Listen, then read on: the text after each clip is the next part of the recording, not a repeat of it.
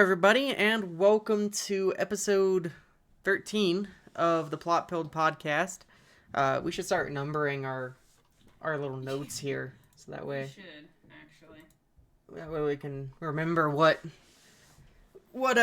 episode we're on. But we're in 13, lucky number 13. Welcome back. I'm Dallan. I'm here with my sister and co-host Jordan. Hello.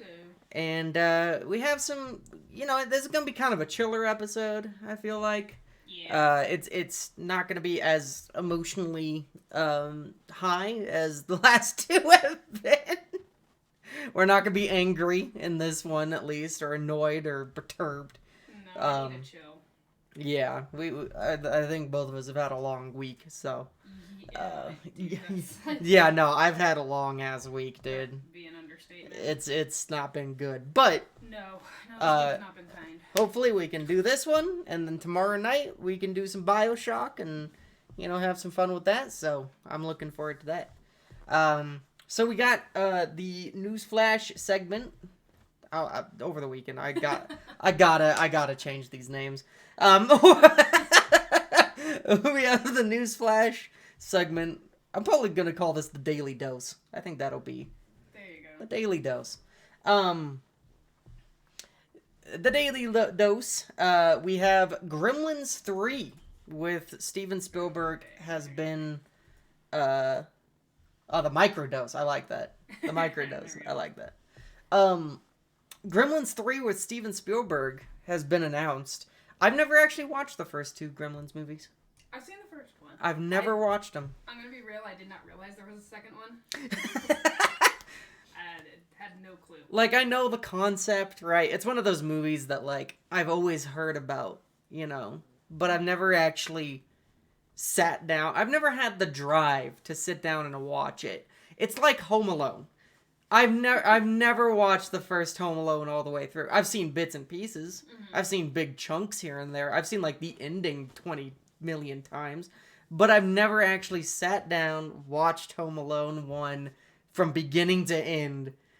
It's just never been something that I've been personally interested in doing because I already know it, right? It's kind of the same with Gremlins. Like, I know all the twists. What is the point of me watching this movie when, like, I know everything there is really to know about it?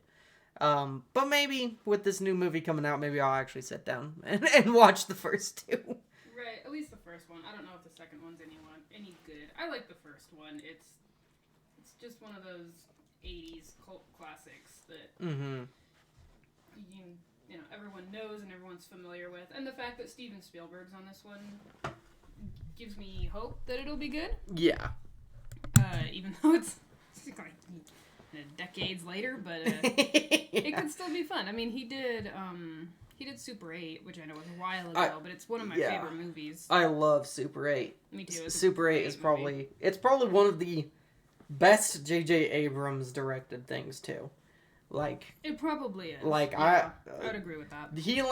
I feel like he struck gold with Super 8 in his directing style, and then and then it was just dirt from then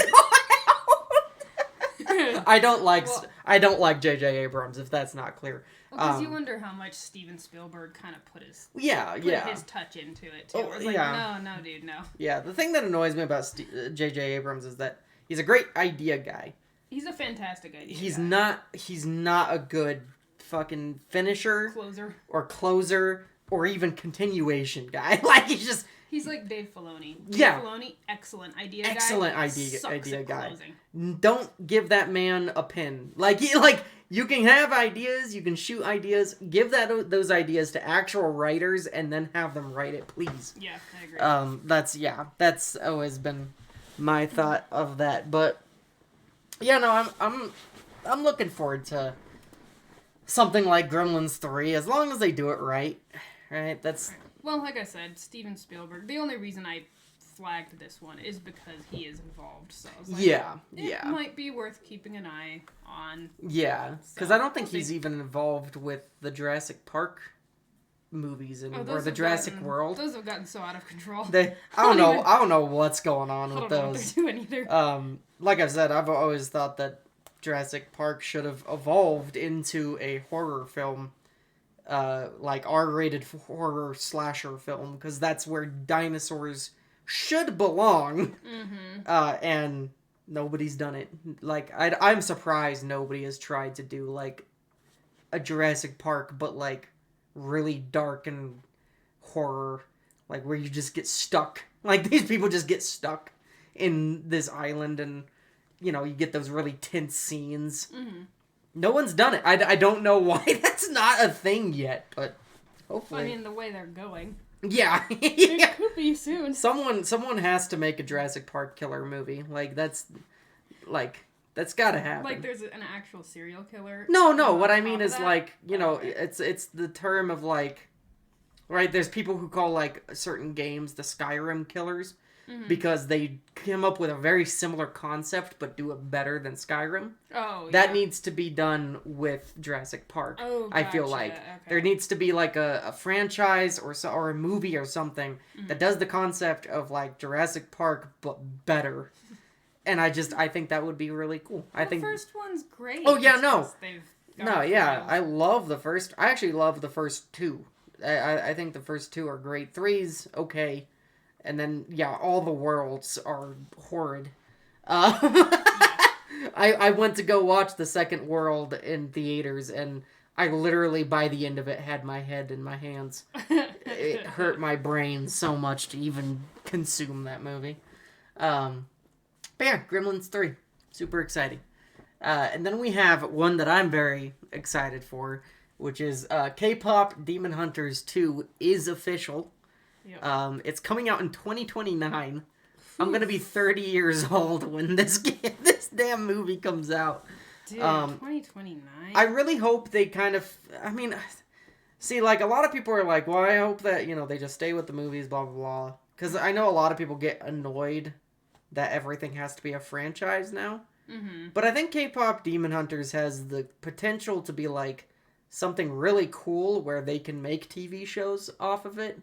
Like, I don't know, you can make a Genu series, follow him for a bit, or I don't know, make a Saja Boy series. People would eat that up.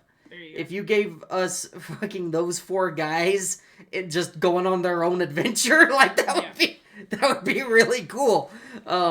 Like, I don't know, there's possibilities for some really cool stuff, I feel like. Or, like, the different eras. You can go back to, like, the 30s or 50s or whatever. That's true. You could do, like, the ones that were before them. Because we get glimpses of them in the movie. So it'd be cool to see those characters, maybe. But, yeah, I'm excited to see K-Pop Demon Hunters come back. Yeah, no, me too. I really enjoyed the first one. Like I said, I thought that some of the storytelling mechanics were a little messy. Especially the ending. But it was still a good movie with a lot of heart and... Killer soundtrack. Yeah, great songs. So, yeah. The five... What the hell year are we in? 4 year? Almost 4 year? I guess 3 year wait. It seems a bit excessive. I don't know what's going on with that because, like, it didn't used to be like that. No. It used to be, hey, next year, here this is. Yeah. And now almost everything is like 4 or 5 years. Year wait, and it's like, I don't know. People, I feel, are just, they're I mean, that's why you don't have, you know, like Harry Potter anymore. Harry Potter, those freaking books were out every 2 years until maybe the end. But by that point, she had built up such a huge devoted following that she could take her time on those last books. Yeah. And like, I don't know, hopefully the interest is still there, but we'll see. I mean, the fact that, you know, because I work at a place where we have a radio going, and I've heard Golden just playing it's on mainstream radio. And, like, when I first heard it, I was like, damn, really? And then, now it plays, and so it's cool that it's getting that much, that these girls especially are getting that much attention. And really making probably really good money with that soundtrack.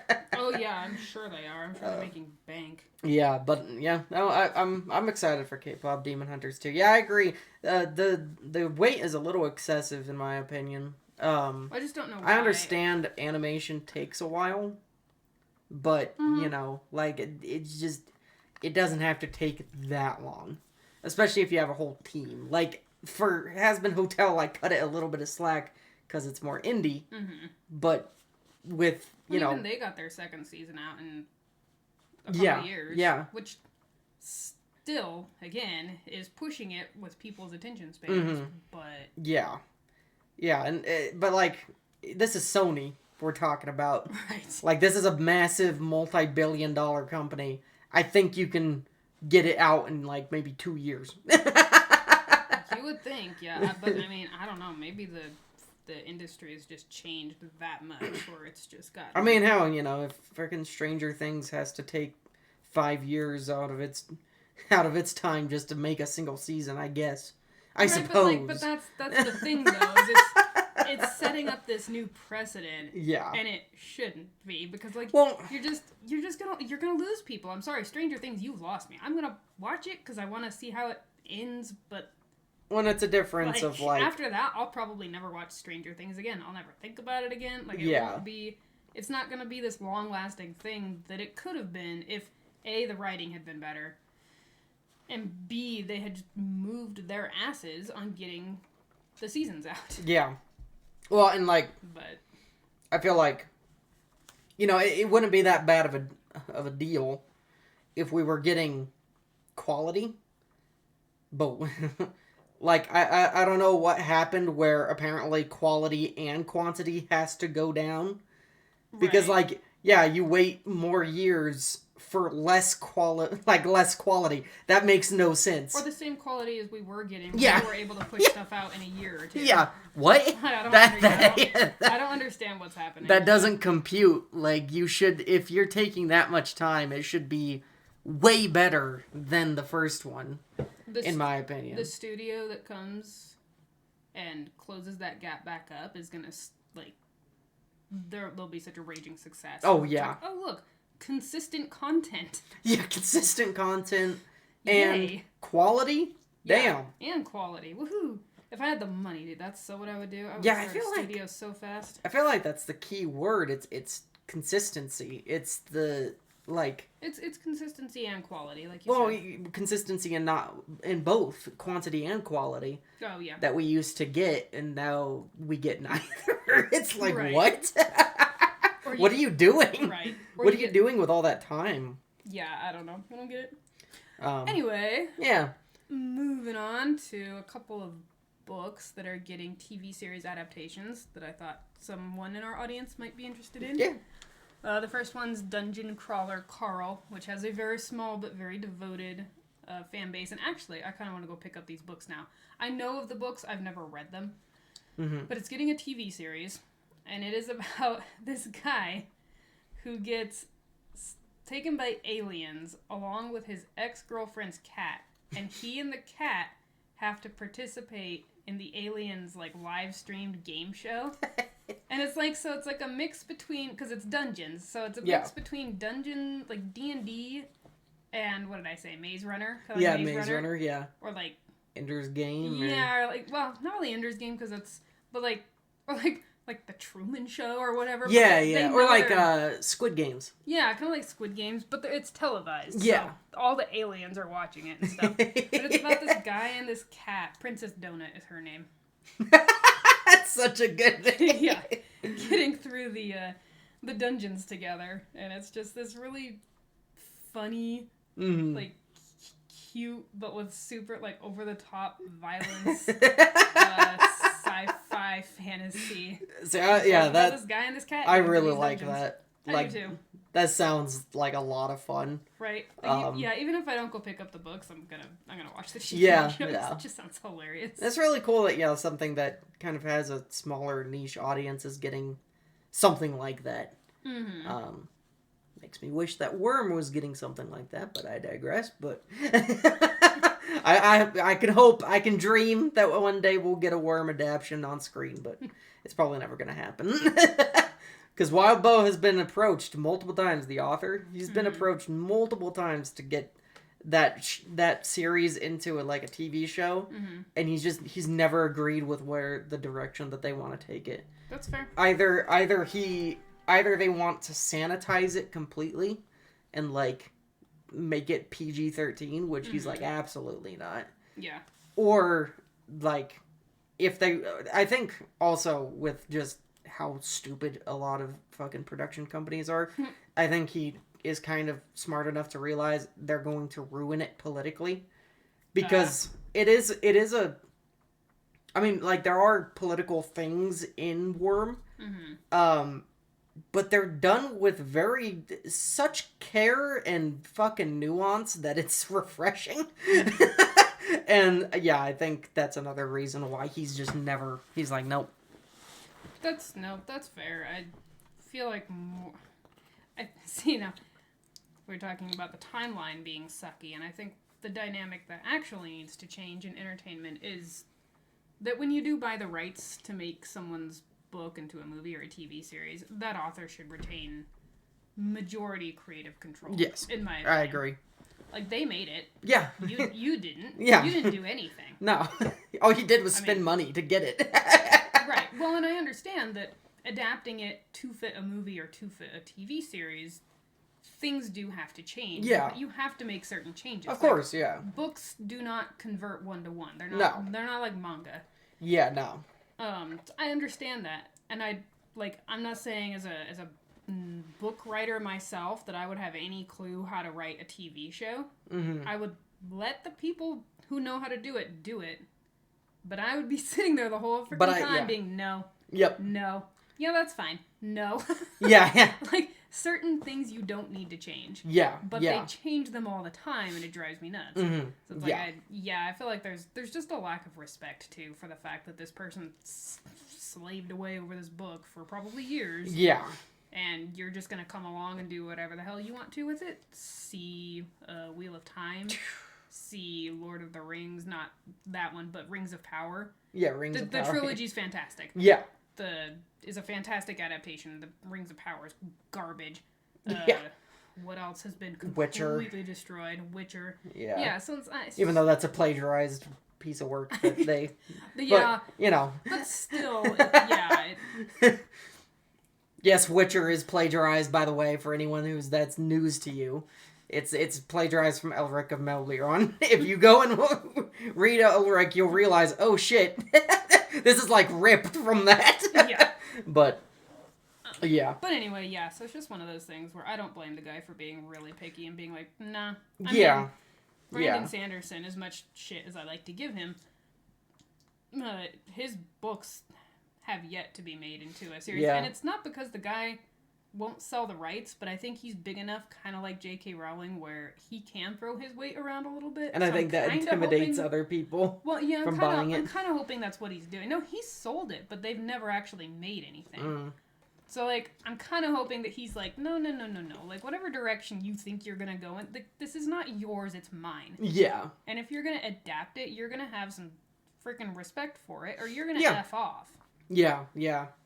So, I respect that guy for having the dignity and the self-respect to be like, no, I'm not going to just sell out for a bunch of money so you can take my story that I've been working on for years and go do whatever you want to do with it just because you're too dumb and lazy to come up with your own thing. It's not my problem. So, good on him. Yeah. Did you have something? Oh, no, I was just going to say Avatar the Last Airbender fucking writers. Oh. Like, those people, I don't know. Dude, those guys walked into a fucking trap. Because if you go and, like, read up on what happened to them during the Netflix adaptation of their show. Oh, like and the live action thing? And how flopped. That flopped. And how they went in to, like, write for it. And Netflix turned them away. And it's like... what? What do you think was gonna happen if you gave up complete creative control? Like, yeah, you don't... You get kicked out is what happens. Yeah, if you have the clout, if you have the weight to throw around like Brandon Sanderson, or like those guys and did. They could have used that. Yeah. They could have been like... Or Oda has it. Oda has it, yeah. Oda retained a lot of control. Mm-hmm. He said absolute, like, I get to basically veto and nix anything that doesn't And I get to cast fit. it. Yeah, and I get to cast it. Which, thank God for that. Because Lord only knows what Netflix would have done. Yeah, Zora would be a chick. Or go watch Cowboy Bebop on Netflix, or the Netflix adaptation of Death Note. Oh my God, dude! Don't even get me started on that. It's one of the worst anime adaptations of all. I think Cowboy Bebop is worse, but Death Note is horrid. It's almost so bad it's good. Yeah. The way they butcher Light's character in that is ridiculous. But yeah, no, just I hope that this guy who wrote, or girl who wrote guy who wrote Dungeon Crawler Carl, hopefully they adapt it well. Yes, I hope so. Matt Dinniman is his name. Matt Dinniman. Okay. And then the other one getting a TV adaptation. Again, another one I know of. I've never read it, so I'm just gonna quickly note this one. But the Atlas 6. So it's like the dark academia, magic school, that kind of genre, if you're into that. It's also getting a TV series. I think that one's Prime, possibly. I can't remember. I don't remember who's adapting them. It's like Netflix, Prime, one of those streaming services. Hulu, yeah, somebody. So who knows? Again, we'll see. Yeah. How well they do. If I'm one of those people that if I'm gonna watch something made from a book, and I know beforehand it's made from a book, because sometimes I go watch something and I have no idea that it's a book until after. I'm like, oh, I didn't realize that. Like The Expanse, I didn't realize The Expanse was a book. Yeah. Otherwise, I would have tried to read at least some of them first. And those guys maintain pretty big control. Well, they wrote the show. Yeah. So like, yeah. Yeah. The same guys, because they worked on, I think, Game of Thrones. Oh, okay. Or they were like co-writers, or they were like understudies of George R.R. Martin, which is hilarious because their storytelling and characterization is better. Excellent. And George R.R. Martin sucks balls. Yeah. So I don't know how that happened, but they were, I think, involved. I think they were involved. With you learn from failures, right? I guess maybe that's what it was. They're just looking at Martin like, don't do that. Don't do that. Don't do that. Thank you, sir. You have taught us so much of what not to do. Of what not to do. Thank you. With your stories. Yeah, because theirs is so much better. Just infinitely. Even the books are better than anything George R.R. Martin has ever crapped out. So it's like, but anyway, so that's your microdose for the week. I'm interested in that Atlas 6. I've always kind of liked the whole like dark academia stuff. I've yet to see someone who does it like well. It's kind of one of those genres that's, I feel like you need that like a special touch to it to actually make it really good.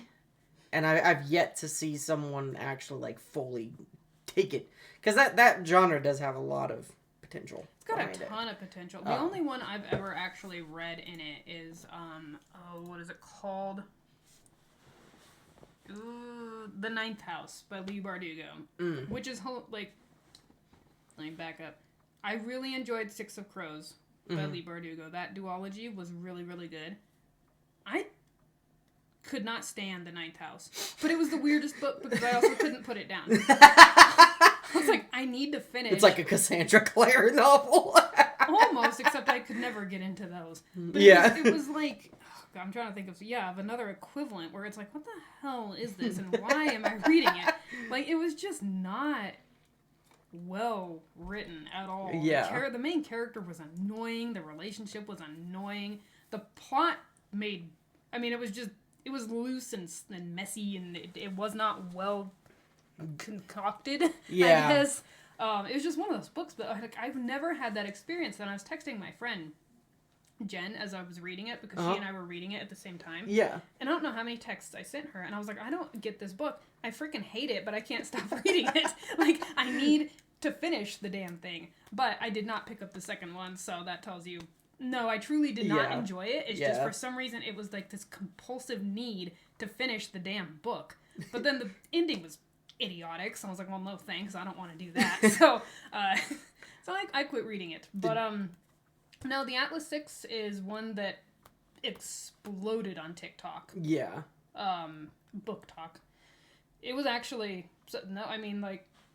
good for this woman because it was self-published via Kindle in early 2020, and then it was picked up by Tor in a 7-way auction. So what the hell? The publishing houses were desperate to get it. Yeah. Now, does that necessarily mean it's good? No, not really. It means it was popular. Yeah, it means that it checked boxes, most likely. Exactly.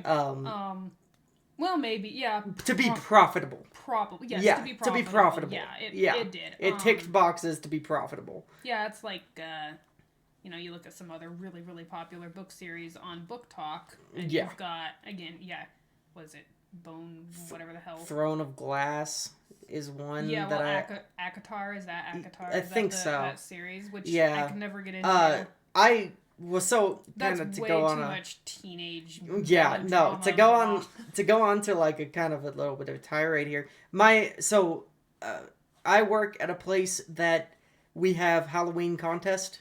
So we dress up for Halloween and then we post pictures to like our work website and then they choose a winner. By the way, we won. Yeah. So we get a free lunch. Now you but tell everyone what you were. We were Willy Wonka and the Oompa Loompas in the chocolate factory, and we won because we go all out with it. My coworkers and I go all out. But they also have like individual costume contest. So like if you just dressed up by yourself to be something. Mm-hmm. And one of the ladies in one of our own other locations dressed up as a character from Throne of Glass, and I saw it and I was like, oh, that's cool. Yeah, I've heard this book series before. Let me take a look on Wikipedia just to see what the synopsis is. And I immediately saw a girl who's a slave and she's chosen to be an assassin for the prince of this kingdom, but now she also has this daring assassin man. And I'm like, Jesus Christ, can women not write anything fucking else?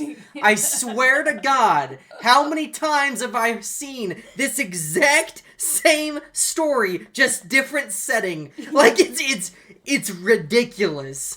Oh my God, seriously guys, go out and look how many female authors write fucking love triangles that have the exact same dynamic every single time.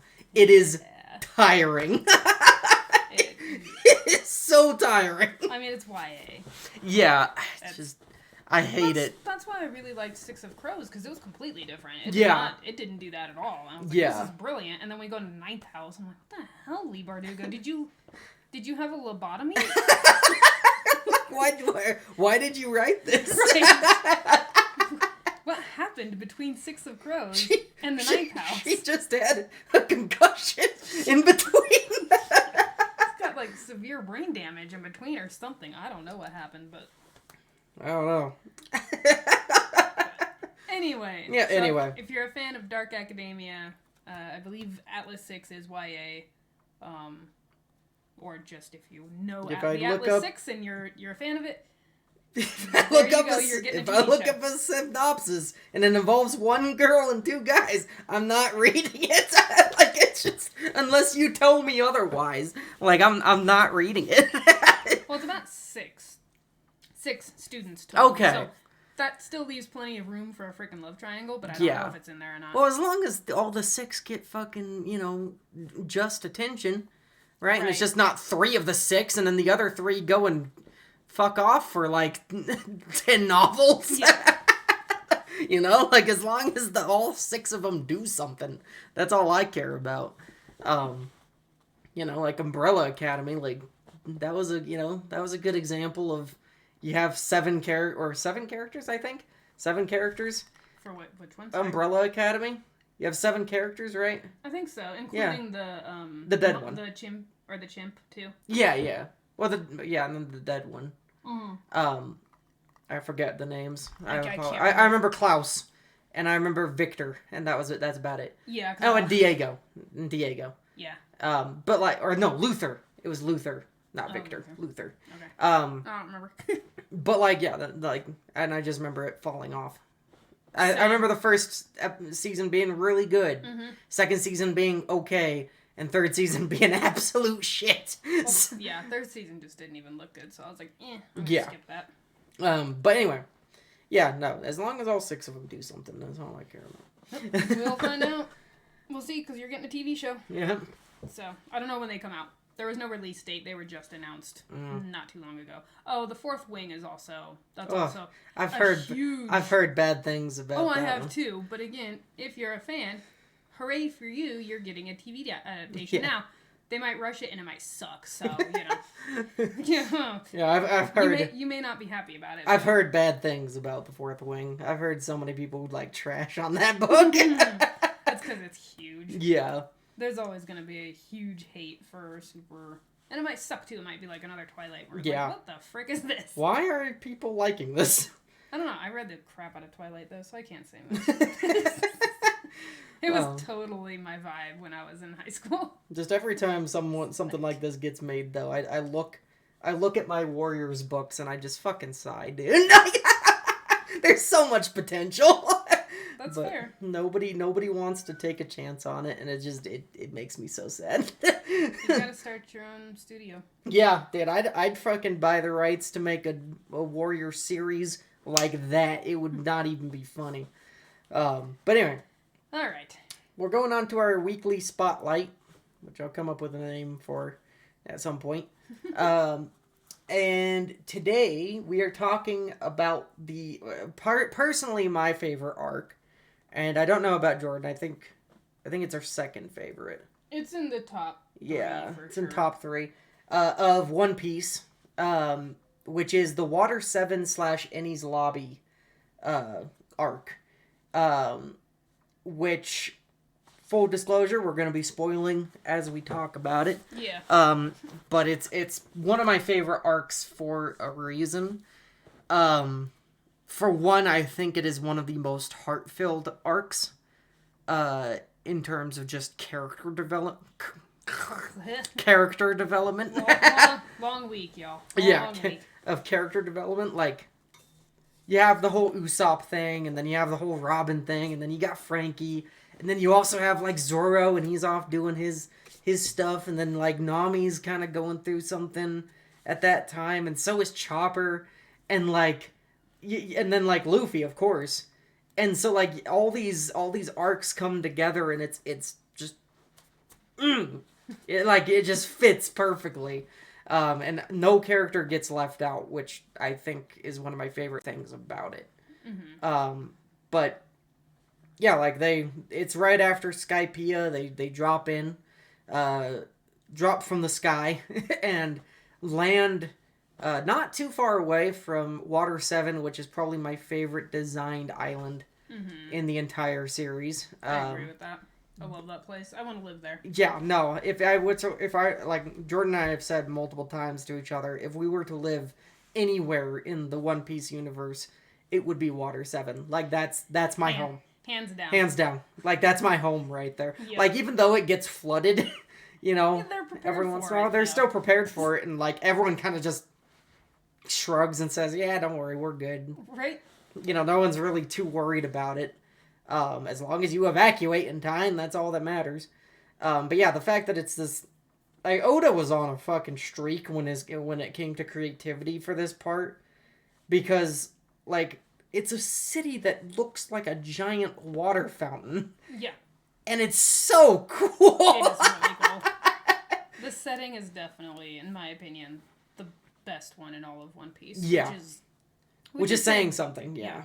Yeah, I think the only other one that comes to mind, like, that can maybe compete with that is maybe Wano, just because of how much time you spend there. Mm-hmm. Like, I can think of, like, multiple places and what they look like in Wano, and just how big Wano is as well. It has multiple different, like, districts and stuff like that within it. Multiple different lands within it, and it's really cool. But I think Water 7 will always beat it out in my mind. Yeah, well, I think Water 7 is the first and maybe with the exception of Whole Cake Island, but definitely the first setting that is a character. Yeah. Like unto itself. It goes beyond Cork. You know, like Skypiea was Cork. Yeah. Alabasta's kind of Cork as well. Right. Thriller Bark after that is Cork. Yeah, like Alabasta comes close, but I don't think it doesn't quite get there. Like Water 7 just feels vibrant and alive and not contrived in any way, which is funny because, like you said, it's a water fountain, like a really giant water fountain. Yeah. But it just feels so fully realized and developed that it's got its own personality, it's got its own vibe, its own politics when it comes to like the shipwrights. Like it's so fascinating that like shipwrights kind of run the city. Like they're the most important people in the city. Yeah, like they're the people that not only solve problems for people, but like they're also kind of the guards. Like they're almost the police force as well, which is really funny. And then, like, you have Iceberg, who is the foreman, and that basically makes him the highest power within Water 7. Yeah. It makes it's almost de facto ruler, but they don't, unlike the other, like, countries and waters in One Piece, they don't have a ruler. They don't even really have that much of a government. And in fact, oddly, the world government is strangely absent from Water 7. There's like no Marines walking around like in other towns. Yeah, I think the only time you really get heavy world government presence is in Frankie's backstory. Yeah. And but that's still with like CP people. Like right, that is CP0, yeah. Yeah. Or CP9 or 1, or I can't remember which one. CP9. Is it 9? Yeah, CP9 is the original, or the ones that Lucci, spoilers, Lucci and the rest of them are. They're the villains of this arc. Mm-hmm. The antagonists, they're CP9. CP0 is the one that doesn't exist. they're the secret of the secret police. The secret police of the secret police, almost. Yeah. But yeah, no, I love how much this setting expands, also, like, throughout, because there's, like, a criminal element to Water 7 as well, with Frankie and his gang. They're just a bunch of hooligans that just go and steal money and wreck ships, and, like, destroy ships, and the shipwrights are always, like, against them. But then, at the same time, I believe, correct me if I'm wrong, don't they send Frankie's ships to go and get destroyed? Like, if it needs to be destroyed, don't they send him ships? Well, he's the demolition. Yeah, they're like the demolition. Yeah, crew. Crew. But they're also like, criminals. Like kind of, it's right, really like, funny. Kind of de facto, like. Yeah. You know, that's not officially they're not anything, but that's just kind of how it ends up working. I think, if I'm remembering right. But also, it's like, can you really call them criminals, because there's not really any governing force to make a law. It's mostly shipwrights, and then like they deal with any piracy that happens there. Right. But it's almost this like anarchy that works. like it has no rules. There's no real law in Water 7. It's just, at least not that's established in canon. Yeah, not like, that there's no police force that we can see. No, it's not like Alabasta where you have the guards. Nefertari is the king. You know, Cobra Nefertari is the king. His royal guards. Yeah, and the royal guards. And like clearly, Chaka and Pell. Right, clearly there is someone in control. Clearly there is a hierarchy. Yeah. And yeah, in Water 7, yes, Iceberg is the foreman. He's the top. He's at the top, but like people go to him with problems, but he doesn't really seem to concern himself with things outside of that. Like if people bring him something, he'll deal with it. But he's not running around the city looking. He's not like the. He's not your HOA running around looking for shit to be mad about. Yeah. He's just kind of, the city just kind of runs, and it just goes and it works, and I don't know, it's a really fun place. Yeah. And so like they're going there to fix the ship up, because and it's funny because it's always like a coincidence, like, oh, we just so happen to land near the exact island that we need to find a shipwright that can fix our ship. Right. Just like when they needed a doctor. Oh, Yeah. look. Yeah. Oh, look, it's the place where all doctors are banned. So I guess, like, look kind of works against the Straw Hat crew and for them. Looks like there's 2 rogue doctors there that are... Yeah. One of them's one of the best ones that was ever on the island, so... Yeah. Yeah. But, like, yeah, it's really funny that, yeah, luck kind of works with and for the Straw Hats throughout their journey. Yeah, whenever they need something. And so they're going there to go fix the Going Merry, and because it just fell out of the sky. Yeah, because it just fell out of the sky, and it's also just neat. And this is one of my favorite parts about like the Going Merry, especially throughout the first arcs of One Piece, is you see how much the ship is just getting worn down. Like it's a patchwork job. Like it's got metal plates over the railings. It's got the metal plate that's over the neck of the head of the sheep. You know, like, and it just constantly gets destroyed. And it's a great thing because, like, throughout the arcs, you see how much Usopp works to repair it and how much he complains because he's like, I'm not a shipwright. Like, I shouldn't be doing this. Right. This shouldn't be my responsibility, but I'm the only one that seems to care that it's getting... Yeah, or it just falls to him. Yeah, yeah. Or, like, he's the only one being proactive in fixing it. Yeah. And so, like, you get that tension early, which I really like, because it pays off in this arc. Yeah. Yeah, no, I think another great part about this arc is that not only do you get a massive tonal shift in Water 7, you go from straight adventure, which every other arc before this, you've had a very clear villain. And, like, you can kind of argue that Kuro was in hiding, but, like, come on, if you looked at You that... knew him. Right. You knew it was him. And you didn't realize it was this shady-ass butler. Like, come on. But, like, in this one, they go to this island, there's nothing immediately wrong that they need to fight and take down, and so you get this tonal shift where instead of it being direct adventure, everything slows way down. Yeah. They're there for their own reasons. They're, exploring the city. Yep, they have this money. They're going to go get their ship repaired, and then Frankie steals their money. Well, from Usopp, too. Yes, like, from Usopp, because yeah. Usopp was trusted with the money. Right, and then you have, you have the mystery going on with Robin. You don't know what's happening there at the time. She goes missing. Yeah, she basically says bye and leaves.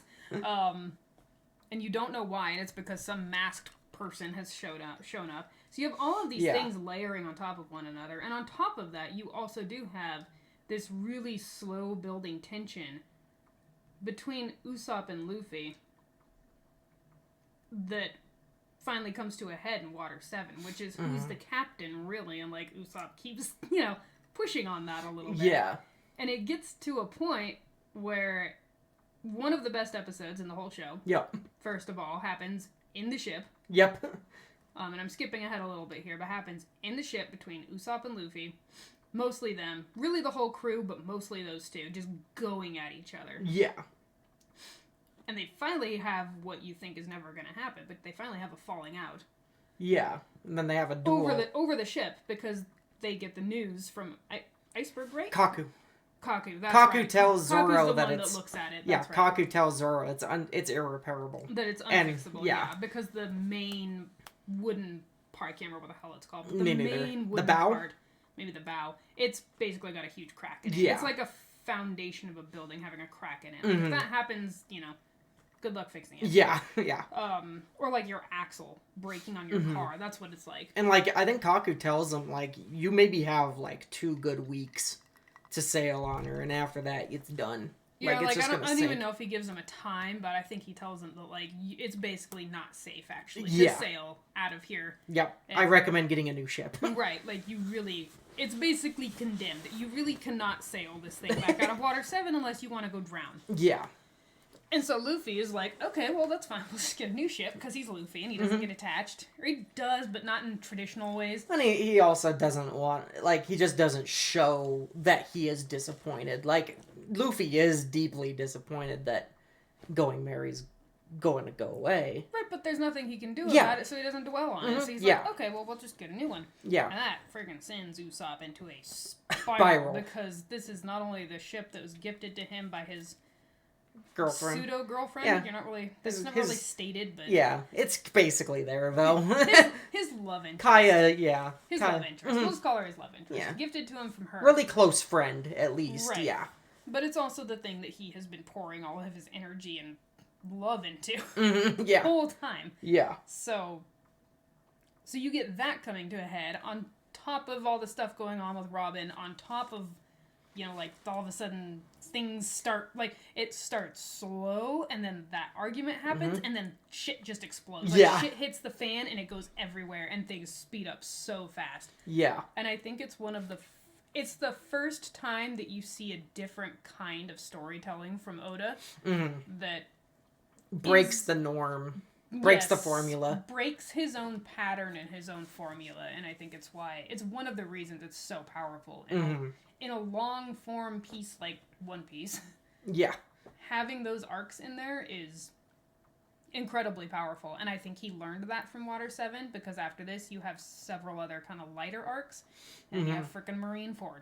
Yeah, yeah. And then, although after the time skip though, he kind of breaks that formula again, because then you have heavy arcs. You've got freaking Punk Hazard and Dressrosa, which is heavy arc. Yeah. You have Whole Cake, which is heavy arc. Yeah.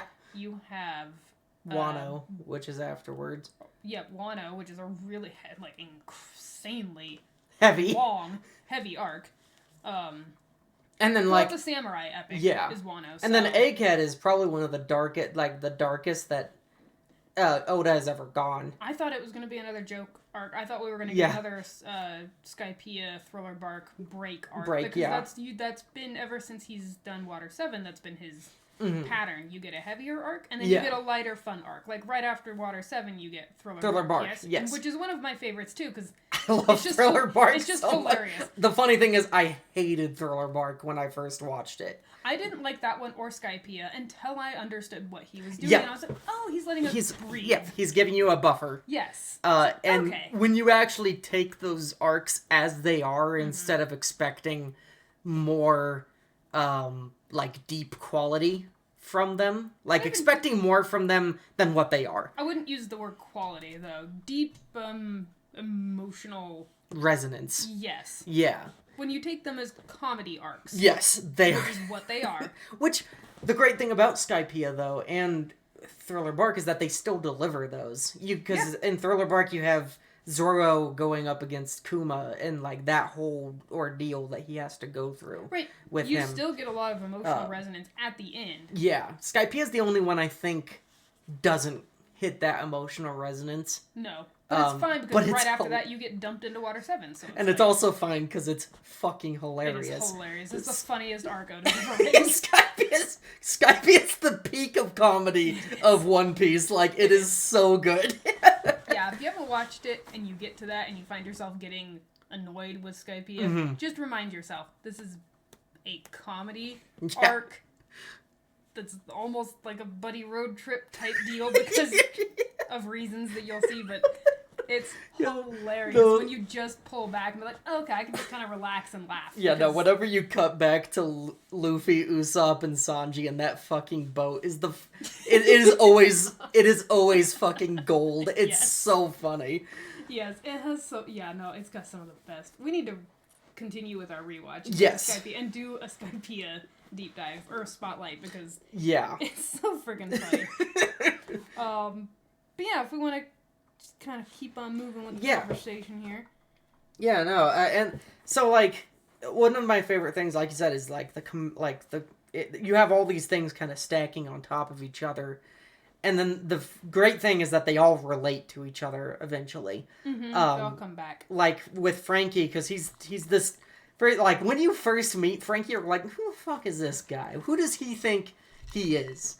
No, I love Frankie. But at first you think he's a complete asshole. Well, the first shot you get is of his ass. Of his ass, yeah. And his little speedo, so that's really funny. But you think he's a complete asshole because he just takes the money and then he burns it, right? He spins it. Oh, that's right. He spins it. He goes and buys the wood. Oh, that's right. From the tree. Yeah, from the tree of Adam. There you go. Yeah, that's right. Yeah, but like he like immediately goes and spins it. Yeah. So it's gone. Yeah. But at first you don't know that that's what he bought was that. No. No, you have no idea what he's buying. Yeah. At the time. He taunts Usopp, he taunts Luffy and all of them, like he's like, fuck you, I don't care what you think. He beats up Usopp. Yeah, he beats up Usopp and like leaves him bloody and broken. And like it pisses off, of course, the rest of them, and they go off and take revenge. Mm-hmm. And completely wreck his entire house. That's while he's buying the tree, yes, because he's not there when that happens. Yeah. Either. And so like you have this like very big contention there, and then you have Robin disappearing, and then you're introduced to all these shipwrights who are lovable as hell characters. Kaku is like one of my favorite One Piece characters ever. I love Kaku. He's so freaking funny. He's so funny, and but he's also super endearing, yeah. and like he's got this like just likable personality that is just infectious. And then you also have like Lucci, who's like a really interesting character because he's dead silent, but his pigeon speaks for him. Lucci's one of my favorite twists in the whole Oh show, yeah, because he seems like this super quirky.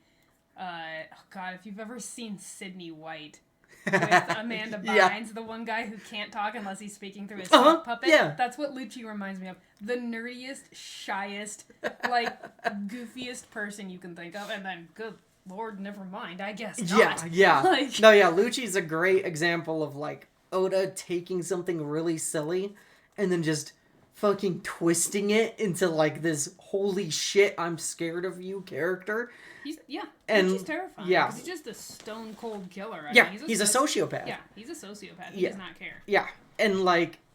But yeah, the pigeon just speaks for him and is always wearing the same thing that he is. Yeah. You never get an explanation for that, but it's part of his quirk. And then then the big twist happens where, because all throughout the arc you're seeing these people in masks walking around and like watching the Straw Hat crew and watching everything that's happening. You're like, who the hell are these guys? And then Robin goes disappearing. Then you have Usopp's big fight with Luffy. And you're like, oh shit. And they leave him there. They leave Usopp alone with the ship. Meaning Usopp's no longer a Straw Hat. And it's like, he basically gets kicked out holy of shit. This is, mind you, this is like over 100 episodes in. Almost 200, I think. Yeah, that's a good question. I think it's around 200. Or maybe 300. You've spent a long ass time with these guys, so seeing them break up like that and like so messily, like it's so messy. Oh yeah, because he challenges Luffy to a duel over the ship. Mm-hmm. Which, if you know, like Luffy, like Usopp knows he's going to lose. Mm-hmm. He knows he's not going to win that. But the great thing is, and this is one of my favorite parts. Usopp still surprises Luffy. He does, yeah. He still catches him completely off guard in this duel, but of course he knows that he's not going to win.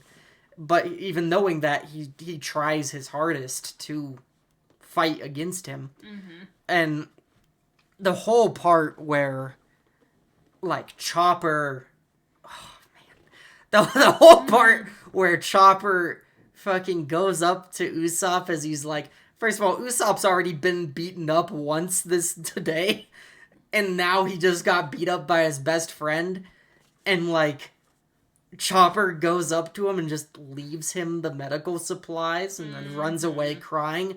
Breaks my fucking heart every single time I watch this arc. Yeah. And this is why I say that this arc is the one that, like, this is the one where I stopped liking One Piece and I started loving One Piece. Yeah. This is the arc that basically changed my entire emotional perspective of the show. Same. It was the one where I was like, damn, they're real, like, he's really doing something here. Like, Oda's got something really just real going on here. And it's just great. And then the big twist happens. While the Straw Hats are already at their low point. Yeah. Oh, and there's a flood coming into the fucking city. There's a huge storm, yeah, so they have to shut down the city. Yeah. But then Iceberg gets attacked. They frame the Straw Hats for it. You find out it's freaking Lucci and Kaku and... Camille... Iceberg's secretary lady. Camille. Camille. Is that her name? Yeah. And then, Bluno, who I don't think you see before that point. No, I don't think you see Bluno either. Yeah. But, so CP9, right? They're CP9 at the time. Mm-hmm. They're basically there. They attack icebergs, blame the Straw Hats, and then they're looking for the blueprints for Pluton, which they think Iceberg has. Which was already mentioned before by Crocodile. Which is foreshadowed way back in Alabasta. Yeah. Only it turns out Frankie has the blueprints. Yes. Or he burns them once... Way later. He burns them way later, so they're just in his head. Yeah. So they end up having to take him. But, like, there's a great part in that entire moment where all this chaos is happening outside where that big reveal happens, and then they lock... Oh, that's another great character, Polly. I fucking love Polly. Oh, yeah. And Polly... They lock Polly and Iceberg, and Iceberg gets shot by them, or he gets finger shot by them. Yeah, he gets finger bulleted. Yeah. And... It's the first time you see Hockey, too. Hockey, really. yeah. Like, it is really, the first really time that you see Hockey. They mention it in... Like, Hockey's introduced in Skypiea, because that's what they use in Skypiea to... they call them their mantras or whatever. Yeah, but you don't know what it is until Water 7. Even then, you still don't know what it is. Yeah. They just call it the 8 powers or the 9 powers or something like that. Yeah. But, like, they are locked in... Him and Luffy and Polly and Iceberg are all locked into this mansion, and it's burning down to the ground as, like, Bluno freaking, like, disappears and all the rest of them get away with Robin. Mm-hmm. With Robin's help, Robin looks like she's helping them. Mm-hmm. And it looks like Robin was part of it. All this chaos is happening. You have Frankie and Usopp taking shelter together and talking to each other. Yep, from the storm. And getting to know each other, even though Usopp has every reason to freaking hate Frankie's guts right now. You have this great moment where, like, the two of them kind of bond a little bit.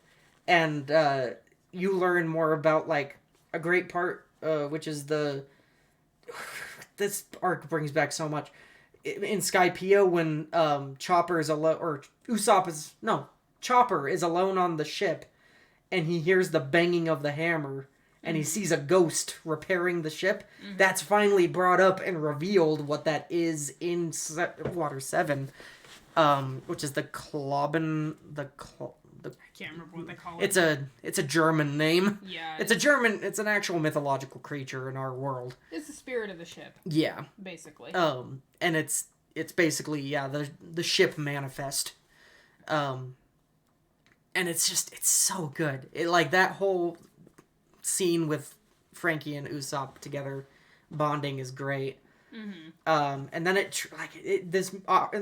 like Jordan said, once this arc gets going, it never freaking stops. No. Because then you're on a giant freaking train heist. Basically, trying to rescue Robin. You're on a train fucking fight, which is one of Jordan and I's favorite tropes.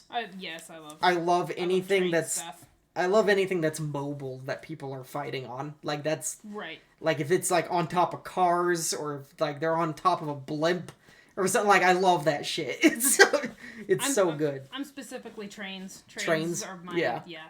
Yeah, no, it's a great... and all the action scenes are just so good. Yep. Oh, go ahead. Oh, sorry. I was just gonna say, and then you get to Ennie's lobby. Yeah. Which is this super unique... So unique. Well, it is. Yeah, it's a cool setting, but it's more notable for me because that's where the world, which has been hinted at so far, completely blows up on, like, it expands so drastically. Yep. Starting in Water 7 and really culminating in Enies Lobby. Like, yeah. The world government, which has kind of been an issue before, bam, right there in your face. Yeah. Now. And you kind of get a full glimpse of the like, how expansive One Piece and its world is, which is really cool, because Oda, again, I'm gonna shit on Brandon Sanderson again here for a minute. Oda does this right. He's got this massive world, but he doesn't dump it all on you all at once. He builds you up to it. And now part of that, yes, you can argue, is that he didn't quite have it planned out way back when he was doing the very first arcs. Yeah. So it wasn't as big. It grew as he went. But still, the restraint he shows in not just throwing everything at you the second he has it in his mind is a great strength for a writer. It's something that writers should take away from Water 7 and Enies Lobby. Like, restrain yourself. You don't have to show off by being, look at this cool world I made. Yeah. Oda does it right. He builds it up slowly, and when you're ready for it, when you've been primed for it over and over and over again, when everything's coming to a head, that's when he gives it all to you. Yeah. And there's still more after that, but he really lets you all the way into it in Water 7 and Enies Lobby. Unlike Brandon Sanderson, who in Stormlight Archive just pummels you with absolutely everything. And it's like, no, I'll take that back. The first book was good because it was restrained. The second, third, fourth, dude, you need to calm down. Yeah. We don't need... You are drowning people in your freaking world building, and you need to stop. Holy shit. I just realized something. We completely forgot to talk about the beginning of the arc, which is Aokiji coming and fighting Luffy and trying to take Robin away. And that sets up everything that happens in Water 7. Yeah, it does. That's when we first get introduced to the Admirals. Yep. This is the arc where we get introduced to the Admirals, the secret organization of CP9, and the 5 Elder Stars, all in one, like, fell swoop. Yep. But the great thing is like Jordan was saying, it escalates. So you start out with just one Admiral, and you're like, oh shit, he's one of the highest ranked members of the world government. Like, that's big deal. And you see how he completely trounces the Straw Hats and completely wrecks them. Well, he's a good escalation too, because he makes sense. Yeah. You have Marines, you have a Navy. Somewhere there's at least one Admiral. Oh, yeah. So, like, again, you've been primed for all of the revelations and all of the growth you get in Water 7 and Enies Lobby. Yeah, you've seen Vice Admirals. You've seen Vice Admirals. So the logical next step is, okay, well, who are the Admirals? Oh, shit, this dude's an Admiral. Okay, he must be a heavy hitter. And he is. And I think you've seen Sengoku before this point, because I believe you see him in Skypiea because he's talking to Doflamingo and Kuma, and he's the Fleet Admiral, so he's the highest ranked person. So, like, you're missing that piece in between the Vice Admiral and the Fleet Admiral. You're like, well, where the hell is the Admirals? This is where you get them. Right. But yeah, like Jordan was saying, like, they don't just... He keeps it really simple, but he also, just builds complexity. It's this wondrous thing that he does, where he's like, I'm going to keep it simple so that way you understand, but just keep these in mind because these will be important later. And so he builds up the Admirals by only showing one at this point. And then he introduces CP9, which is this, like, basically CIA of the even more secret, because, like, people actually don't believe they exist, of the world government. They are the secret police. They are the ones that go out and deal with the heavy-hitting shit in secret, where they don't want publicized. And then finally in Robin's backstory, you get we're good. You get the Five Elder Stars, which I know that's not what they call them anymore, but I still call them the Five Elder Stars. I know it's Gordosei, but like, I don't know. But at some point it was the Five Elder Stars, and that's what stuck for me. So I think it was because it was the Funimation version called them the Five Elder Stars, and it just stuck in my head. Yep. So that's what I always call them. But you get to see them. You only get to see them in shadow, though, and like you don't actually get to like know who they are yet. But it's like, oh shit! And I think they even have the subtitle "Highest Authority in the World Government." Yeah. And when you see that, I remember when I first saw that, I was like, oh shit! Like those are the big guys, and like it's this great moment, especially when you first watch it. Because, yeah, in your head, the entire world of One Piece just completely becomes massive. And and you realize how much of a small drop in a lake the Straw Hats are compared to everything else. But the great thing about this arc shows that they aren't. They're actually the biggest threat to the world government ever because they don't care about opposing them to save one of their friends. Which is where we get into the whole declaration of war against the world government, which is one of the greatest moments in One Piece, where they're all trying to get to Robin, and that whole moment where they're standing on the rooftops looking up at the balcony at CP9, chills every time. And one of my favorite things that this arc does is quite honestly, they give great foils for each of the Straw Hats to go up against in CP9. And it just makes the battles and the emotional presence within those battles, because they're trying to defeat these people to save their friend Robin. It makes that emotional impact of these battles all the more triumphant when they win. And it's one of my favorite aspects of this arc. Yeah. Yeah, no, I'd agree with that. Sorry, I'm starting to get a little... Oh, you're good. A little foggy. Also, Spandam is one of the most hateable villains. When he finally gets his shit, like, that is the He's most a great villain. satisfying thing. He's a great villain. I love the end. Like, the end is just perfect. But Spandam is, like, one of my favorite types of villains, which is, like, the pathetic villain. Oh, God, just he's weak and he has strong people around him and he uses those people. Yeah.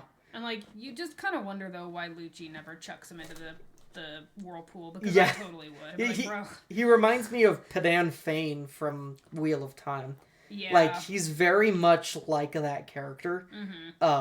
Which he's, like, Padan Fane is one of my favorite antagonists because he's just so reprehensible. Yeah. Of a character, but he's also a weak, sniveling little piece of shit that you just want to see die. Yeah. But that's a sign of a good villain, in my opinion. But, Enies Lobby, I think there's not a whole lot to say on it specifically, just because it is more classic One Piece. They know who the villains are. They know what they want, which is they want Robin back because they're going to take her and she's going to be executed, basically. Yeah. And all of the reasoning for that lies in her backstory, from the island that she comes from, because this is also, I think, where you learn this. The island is looking into the lost century. Yeah, Ohara, yeah. Yeah, the Void Century. The Void Century, yeah, where there's, like, this 100-year gap of history and no one knows what happened. But her island was looking into it, and so therefore they're worried that she knows something. And so you find out in her backstory that they had the island destroyed, she's the only survivor, and they've basically been hunting her since she was a kid. Yeah. And the whole Enies Lobby is really Robin's arc of, like, she was always kind of resigned to the fact that they were going to catch up to her eventually, and when they did, she wasn't going to fight it. Yeah. But, like you said, when they do that declaration of war, when they're standing on the wall or whatever it is they're on, and Luffy just kind of pushes her. He's like, you want to live, don't give me this crap. And she finally, again screams it out and is like, I want to live. And that's, super powerful moment. And the whole time you have Frankie there too, and she and Frankie are kind of bonding through trauma. Yeah. It's like, yeah, because Frankie's entire life was basically taken away by Spandam. Yeah, and his backstory too. Spandam killed his father figure, essentially. Yeah, you get both their backstories. And it's great because you also get a tie through Frankie's backstory of Roger, which is another great thing. Like, it's just these connecting pieces coming together. Mm-hmm. And one of my favorite parts is when Frankie just burns the plans right in front of Spandam. He's like, yeah, no, you're not getting it. No. And then one of my favorite parts of Innie's Lobby, and one part that is great, is Second Gear. Because it's another example of Luffy being super intelligent in terms of fighting. Second Gear is probably one of the most creative things that Oda's ever done in terms of combat. Super, super creative way of using Luffy's power in a writing sense. Like, I don't know how he came up with that.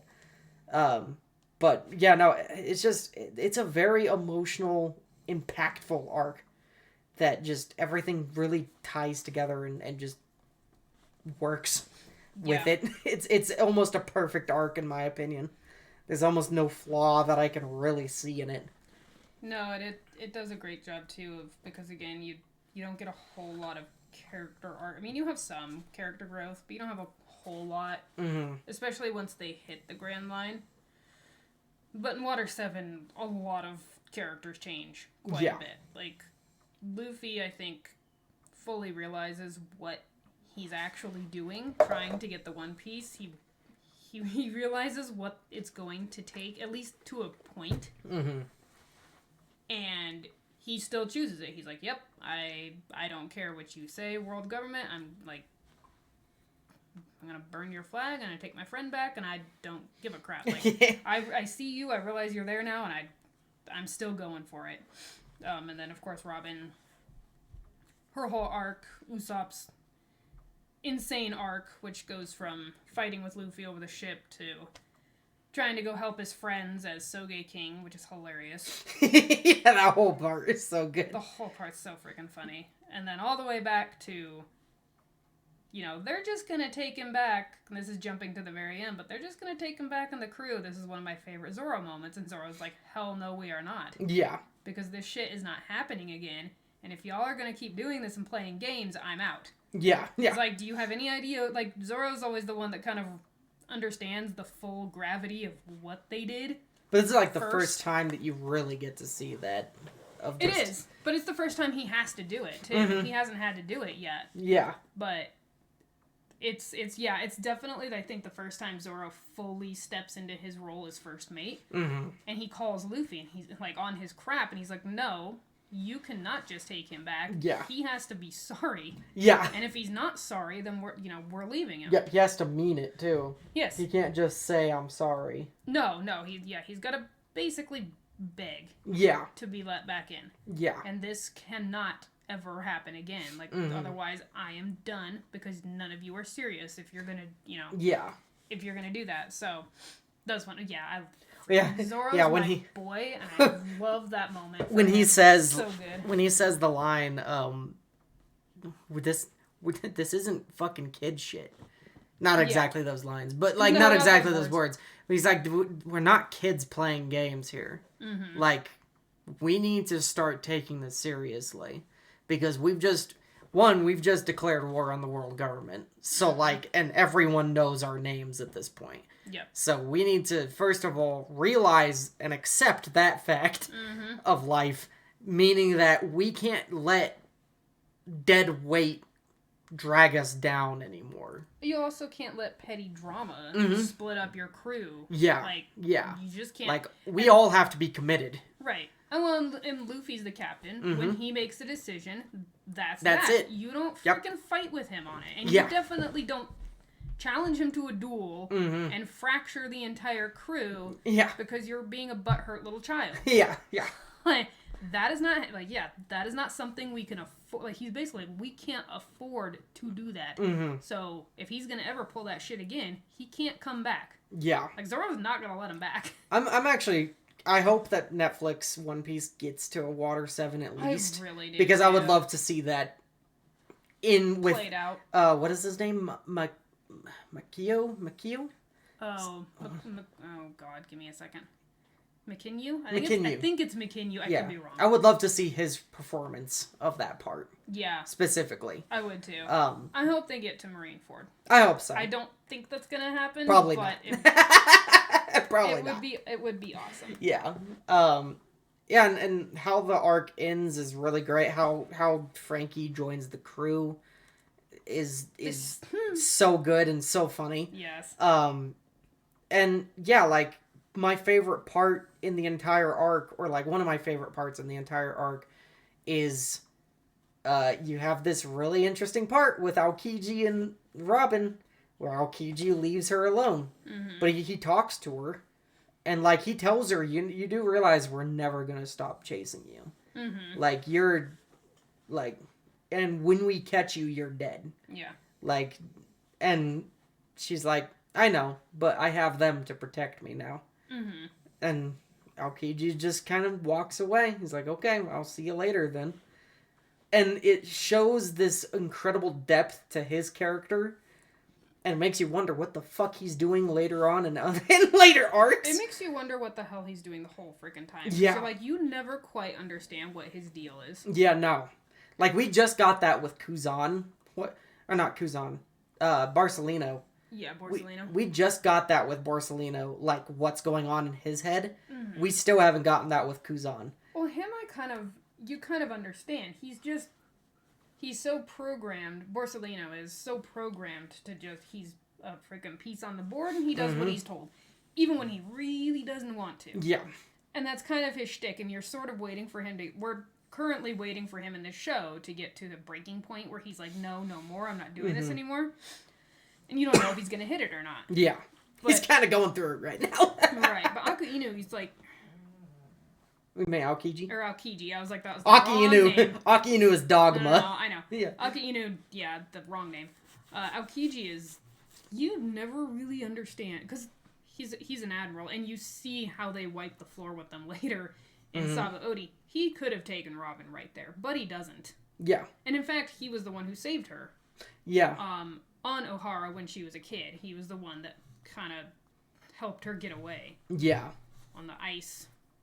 Yeah, after he froze Saul. Yeah. He let her go. And then he lets her go again because he could take her. She's right there. There's nothing they could do about it if he wanted to.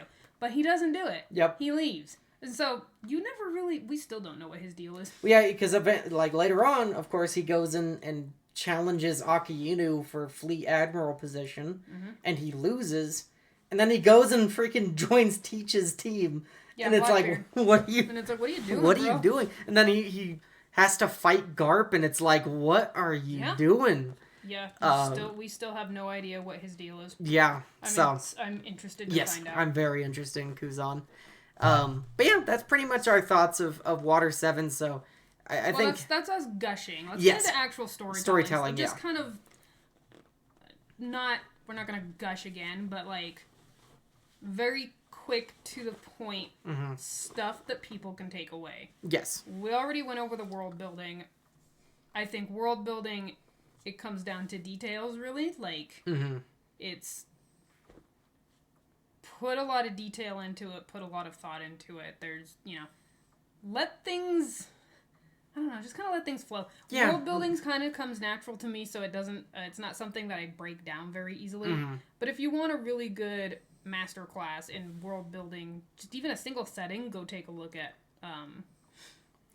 Water 7. But I think the best thing that it really does, though, is... Or, like, one of the best things you can take away from Water 7 is the importance, and I cannot stress this enough, the absolute importance of foreshadowing and payoffs. Yes. There is so much, and we went over a lot of this already, but so much foreshadowing way early on. You get the Pluton thing, you get, the world government is hinted at.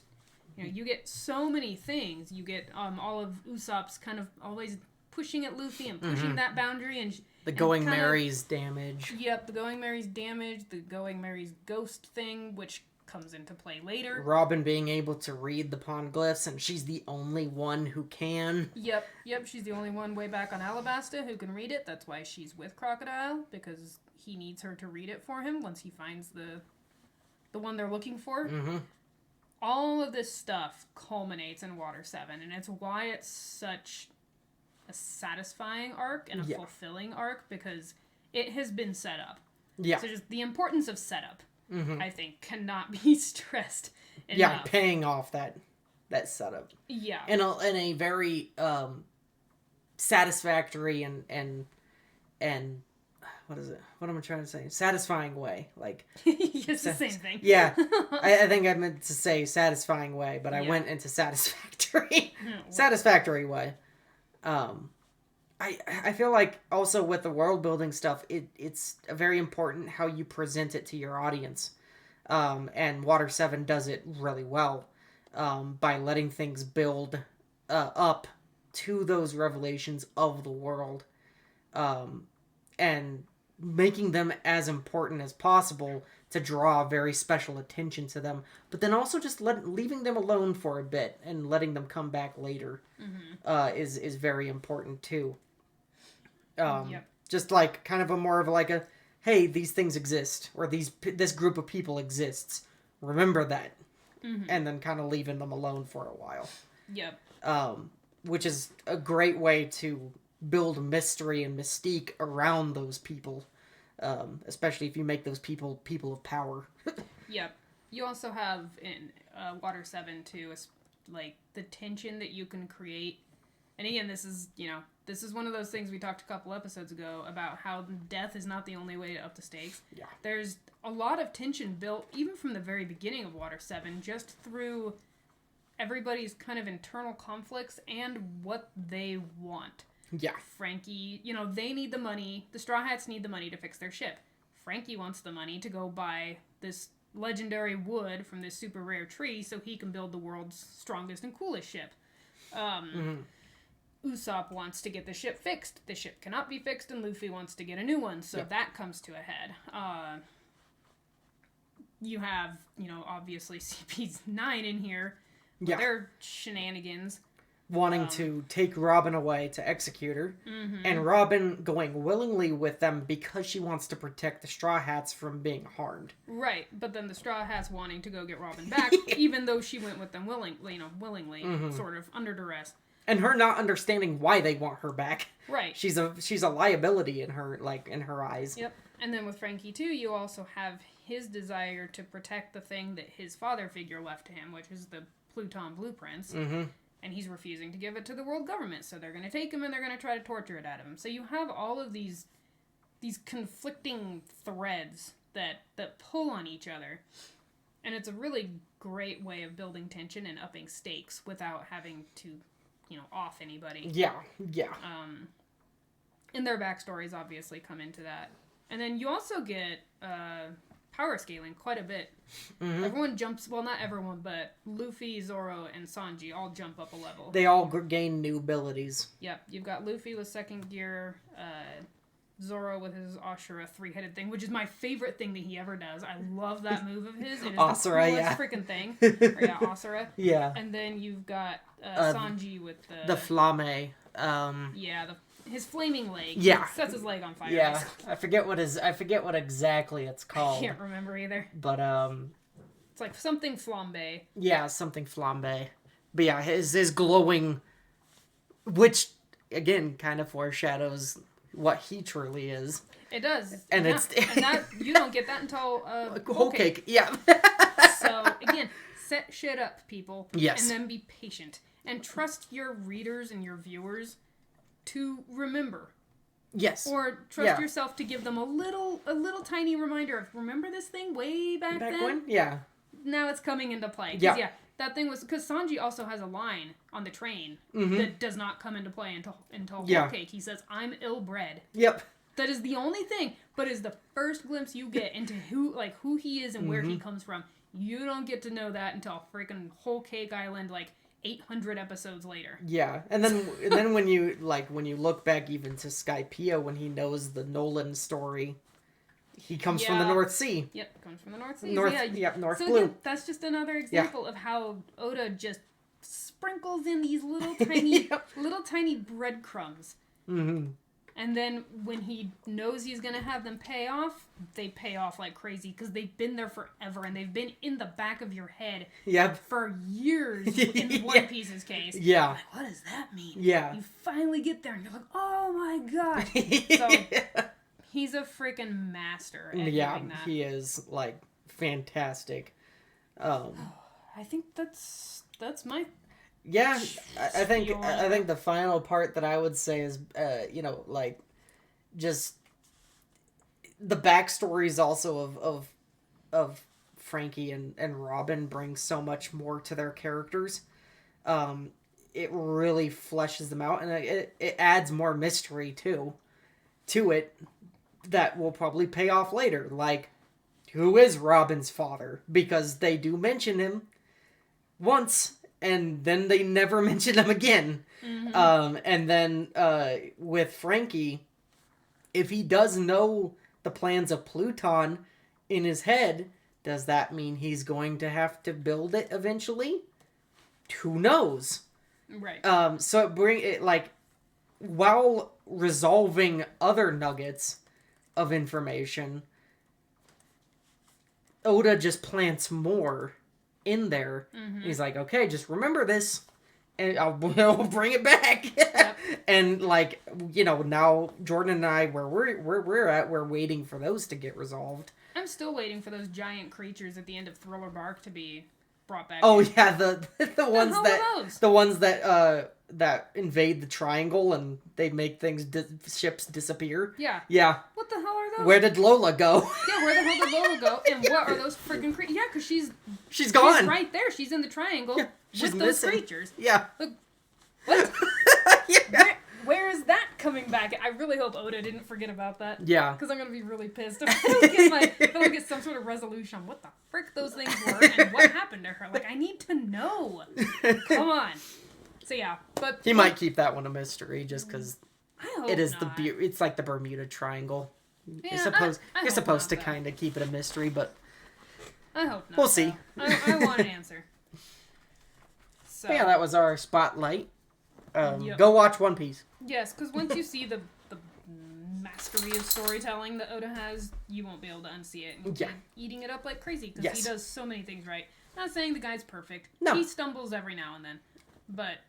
Egghead just recently did one of the worst tropes of anime. Ugh, yeah, they did. And Odin's backstory. I will never stop. I will never shut up about how much I loathe Odin's backstory. I want to punch that shit nugget in the throat. So, we can talk, if we want to shit on One Piece just a little bit, we can talk about why Odin's backstory doesn't work. Should never have been a thing. Yeah. We can talk about that maybe. Yeah, well, we'll plan that out for a future episode. Yeah. You lie down, puppy. You quit staring. Yeah, just give me a stare like, you've been doing this shit for almost like an hour and a half. It's time to be done. All right, we do have our deep dive, which I think is going to be kind of an interesting topic. It's about how to write character relationships and dynamics believably in writing. And crafting believable interactions with characters. This is a thing I think a lot of people have a lot of trouble with.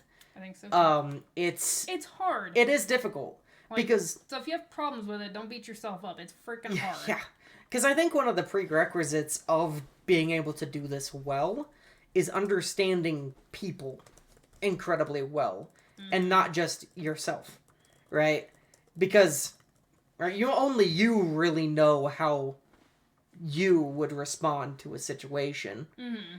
But how do you do that for multiple different people responding to the same situation? Because everyone will have a different reaction, no matter how small. Mm-hmm. And so one of the series that I really want to point to with this is Wheel of Time, which I've just recently started reading again. and how even from the very beginning, the appearance, I don't know, the appearance of the cloaked man, how that affects Matt, Perrin, and Rand differently, and how they talk about it each differently from each other, and like what their different reactions are to it. Because even though you're only in Rand's head, he still talks to Perrin and Matt about it right away, and immediately their reactions to what they see says a lot about their characters going forward. And it's a great way that Robert Jordan managed to do that, because it gave you a sense for those characters right off the bat through dialogue. And interactions with each other, and also showed you the relationship between these three boys of being really close friends that confide in each other and talk to each other about these kinds of things. And yeah, it's just showing how those different dynamics work. I think a lot of people have trouble with, but I think Robert Jordan is kind of one of the biggest shining examples of how to do different characters right and how to do different reactions right. Yeah. From everything you say, it sounds like Brandon Sanderson's kind of the wrong direction to go. I wouldn't look at him. Again, it's personal preference, but at the same time, you can't tell me that Kelsier and his crew from Mistborn doesn't sound exactly like Kaladin and his bridge crew from Stormlight Archives. They even have similar names. They do. Who don't sound exactly like Wax and Wayne from the continuation of Mistborn. It's like the second trilogy, or the second part. Yeah. Like, it's a time skip, and then there's another... Actually, I think there's 4 books in that one. You can't... They tell the same jokes. They have the same sense of humor. They have the same mental monologues going on. Like, go pull something from Kaladin, Kelsier, and Wax. Remove names from it and identifying, like, you know, any kind of thing that will identify the setting, and you tell me which character that came from. You won't be able to do it. Yeah. Like, you just... I'm sorry, you won't. Yeah. Brandon Sanderson has a very nice charm when you start with him, but if you just keep reading his books, you just realize this guy knows how to write about 5 different kinds of characters, and that's it. Yeah. And even that is a little bit of a push, because still, someone like... Well, he doesn't know how to write women. I'm just going to say that right now. People say that Robert Jordan doesn't know how to, but I actually enjoy Nynaeve. I highly disagree. Right, and Elaine and Egwene. Like, I like all of them better than most. Sometimes Brandon Sanderson's okay at it. Yeah. I think her name is Jasna in Stormlight Archives. Isn't bad. Vin from Mistborn isn't bad. But, like... I think it's Mossery from the Wax and Wayne series. And, Shalyn from Stormlight Archives. I'm like, good lord, you really have your archetypes of women in your head, and like, you don't stray, do you? 'Cause, good lord, yeah, no, there. Like I said, Brandon Sanderson has. If you just go read Mistborn, it's fine. Yeah, it's a good look at, you know, especially a big like criminal crew or whatever, just a big crew dynamic. Yeah. Except that I would say a lot of the characters get a little lost. Their personalities aren't quite strong enough for him to handle a huge ensemble cast. Yeah. Like, he was going for kind of an Ocean's 11 cast. Yeah, yeah. But again, I'm going to go back to One Piece here. Yeah. You know, all of those characters are very distinct. They all behave in different ways, all respond to things in different ways. Yeah. Like, if you really want... a good picture on how to write really good, solid characters that feel real, go do One Piece. Yeah, go watch One Piece. Because again, like, you just go back to that part in Water 7 where Zoro's like, no, absolutely not. Yeah. We are not just letting him back. Zoro would do that. And you see that, and of course he's going to take on all that pain and crap at the end of Thriller Bark. Like, and Zoro just develops more from there. But, like, he's not Sanji. You know, he's never going to be Sanji. He's never going to respond to things in the same way Sanji does. So, like, yes, in terms of writing, again, this is something that, again, I'm not trying to, like, be a jackass, but, like, I just tend to do well. Mm-hmm. But only if I have a really strong, firm handle on the characters as individuals first. Yes. If you get that, I'm not going to say you out there is the people listening, because I actually don't know. But if I can get that, just speaking from my experience, if I can get a really firm, strong handle on an individual character and how they would respond to certain situations, regardless of, like, you know, who's around them or whatever, you know, how are they going to react to something like this? Yeah. Then it's a lot easier to start putting them with other characters who you also have to work on, or I also have to work on an individual basis first. I have to know who this person is. Yeah. And then I can put them with someone else, and I can see how they kind of play off of each other in any given situation. Yeah. It's really, for me, relationships are the core of great stories. Mm-hmm. But you can't have good relationships without incredibly strong, like, individual characters that you can basically pull out and plug into any kind of scenario. I think if you really want to get good at this, because this is how I got good at it, pick a show or a movie that you like. Go do... I have done One Piece and I have done Hannibal. Those are the two that I've done, because they're extremely challenging characters to get right. Yeah. Will Graham and Hannibal, again, go watch Hannibal, too, for pretty good characters, especially the women are actually really great, too. Mm-hmm. But especially the main two. Go watch those, or go watch One Piece, pick a character or two characters, put them in a situation that does not happen in the story, that's not canonical, but do not, for the love of all that is holy, break character. Yeah. Don't do it. Like, you have to figure out how they work. You have to figure out what makes them tick. You have to understand where they're coming from, you know, and from an emotional and a mental, psychological standpoint. You have to know them that well. Yeah. Like, I'm a little too foggy to give an example, but remind me one of these days and maybe I can do it on the fly. But, like, you know, Zoro's someone who is super observant. Mm-hmm. He's very standoffish but he sees people. Yeah. He sees through their bullshit. Mm-hmm. He's super direct. He's, like, emotionally direct, but not emotionally vulnerable. Yeah. You never really have to guess at what he's feeling, but he's never vulnerable about it. Yeah. Like, there are just certain ways, like, he's gonna look at a challenge differently than Luffy or Sanji will. He's gonna look at a threat differently than they will. Yeah. Like, you have to know where they're coming from. Mm-hmm. Yeah. No, I agree.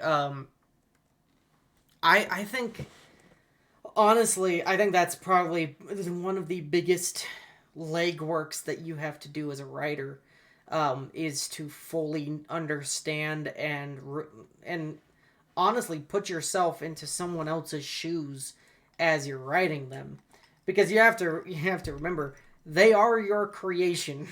So and with that comes a very big level of responsibility, because yes, they are your creation. Yes, you can do whatever you want with them, and they can act however you want them to act.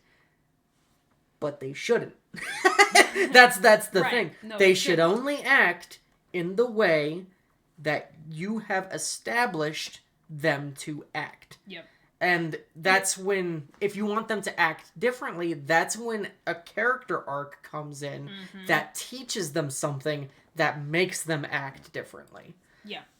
It's a tricky balancing act with some with basically just character writing in general. Yeah. Because you never want someone to read your book or watch your show or whatever, listen to your audio drama, and like, they're big fans of this character, they've studied them, they like relate to them, and then that character goes and does something completely off the handle, and the reader is just sitting there like, what? Yeah. Why would they ever do that? Yep. And no, like the death knell of stories for me. If One Piece ever does it, I'll be out. Yeah, but luckily, So, Oda's pretty freaking good at keeping his characters super consistent, like across the board. I've never once felt during any time that that's something Luffy wouldn't do. I'm like, of course he would do that. Right. Why wouldn't he? And then like, there's sometimes though where it can come up with a really cool idea of a storytelling moment where a character does do something completely out of character, and if you make it intentional, it brings up questions in the reader's mind. Well, why did they do that? And then you can make a really interesting arc about that because maybe they're being forced to do something that they wouldn't normally do. Right. And that's when those story beats really work. Yeah, well, and I think that brings up a really good point of, like, that's an essential part of character work, and therefore relationship and dynamic work, but, like, you have to know where your character's lines are, too, so the line they wouldn't cross, the thing they wouldn't do, and then you probably want to figure out, okay, How but, can I push it? we all have a line. Yeah. Why would they ever step over that line? Yeah. Like, Sanji would never leave the Straw Hats. Oh, but wait.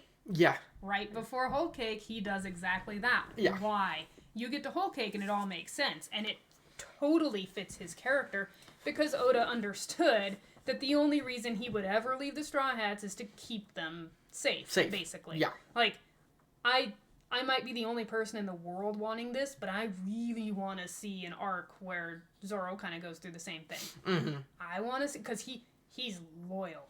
Like, that boy is built on loyalty and a love of violence. Like, if he ever walked away, why? Whoa. What would cause him to do that? And hang on, I just want to make one other point about character development and work. When we say character work, I at least am not talking about character sheets. I think those are the worst effing things in existence. Don't do that. Keep notes on your characters, but the only way you're ever going to get a good feel for them is if you write them. And just let them flow. Yeah, just let them flow and they, like, write a scene with them, go back through and be like, oh, I like that. Oh, I don't like that. Like, that's not that person. That doesn't feel right. Yeah.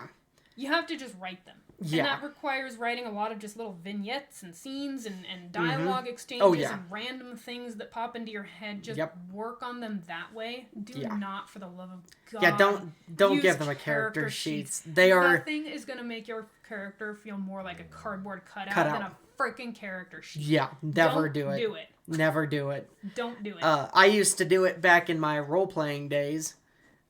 Because, role-playing is super shallow and you're just there to write with someone else and create a story.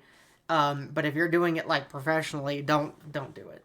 And because, for one, you're on your own when you're writing. So there's no one to bounce off of. And two, it's like Jordan said, if you want your characters to feel like cardboard, there you go. Yeah. But to kind of expand on your Zoro thing, there is something that can make him step over that line, and it's stated right when he joins Luffy for the first time. It's stated in his intro episode almost, yeah. Which is, I want to become the world's greatest swordsman. If you do something that goes against that, I'm out. Right. Or that gets in the way of that, we're going to have a problem. Yeah. It's like, it's freaking there. Yeah, it's there. I need to see... The Chekhov gun has been loaded and hung on the wall. That gun needs to go off. But, like...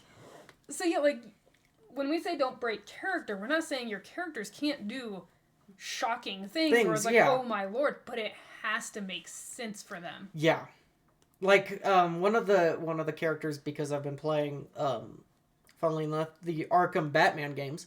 Batman is a great example of this. His no-kill rule is a staple of his character. No matter how fucking horrible any of his criminals any of the supervillains that he goes up against act, no matter who they kill, who he loves, he will never kill them. He'll never do it. Because in his mind, that'll make him just as bad as he is. And one of my favorite parts is... a lot of people think like, oh, well, that's shallow, like that's stupid. That he'll be just as bad as they are because he's gonna be killing a monster, not not an innocent. Mm-hmm.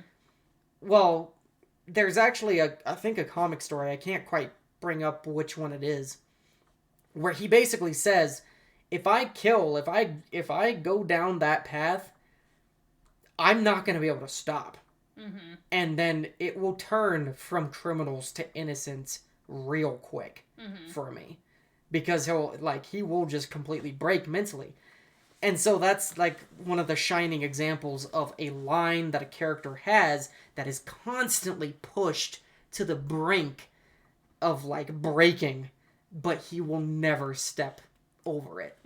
And it's one of the reasons why Batman's one of my favorite superheroes, is because he's just that fascinating of a character that, like, I freaking love Batman. He's my favorite superhero ever. And same thing with Daredevil. Like, it's another thing with him. He won't do it because for very similar reasons. If he killed someone, like, he's not gonna be able to come back from that, and he's probably just gonna end up becoming literally just as bad as the villains that he's taking out. Yeah. So yeah, like, to kind of go into like superheroes, and a very simple example of that is definitely something to look at in terms of that. But like, when you have those lines can sometimes clash with each other, and that's kind of what we were talking about with Zoro and Luffy. Like, those are the two lines, right? He wants the One Piece. He wants to be the greatest swordsman. When do those two goals diverge or crash right into each other violently?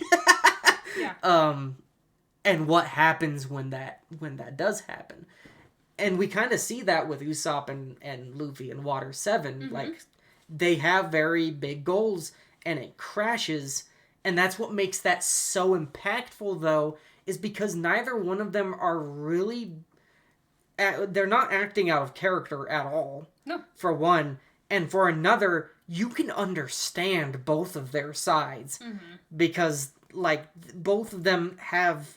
You've seen the journey to get to this point of their relationship, and you're like, yeah, I can't really pick a side here. I mean, Luffy's more right than Usopp, for sure. But, like, at the same time, you really empathize with Usopp, and you really, like, feel for him, and you understand why this is such a big deal to him.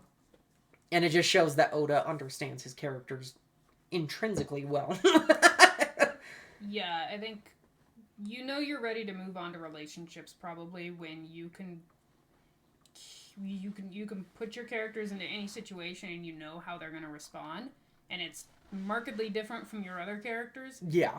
And when you can think about giving them, like, one of the most important things you can do for your characters and for your relationships is push them up against their lines, give them choices that matter, that have a lot of weight, and see what they do.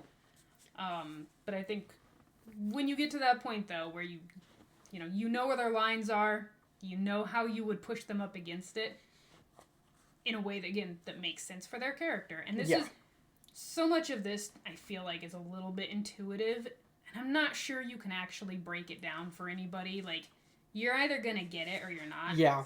I'm sorry. I think part of writing is intuitive. It is instinctive. It's not something that, despite the thousands and thousands and billions of books out there, I don't think it can actually be broken down in a way that, like, fully explains where or how Oda does what he does.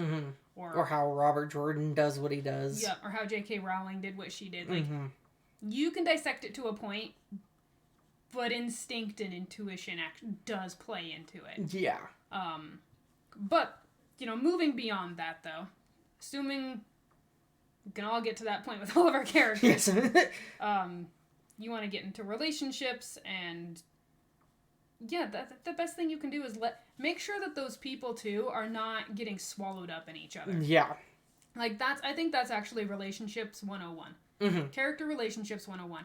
I don't care if they're romantic. I don't care if they're antagonistic. I don't care if they're, like, just best buddies. Like, or like super complex. Like, I want to punch you in the face, but I kind of appreciate having you around. Kind of Danny, like Johnny, Danny and Johnny. Yeah, Danny and Johnny are like Law. Yeah, Law wants to with punch Luffy in the face all the time, but he kind of appreciates his alliance and his loyalty, and he's like, yeah, I hate bread.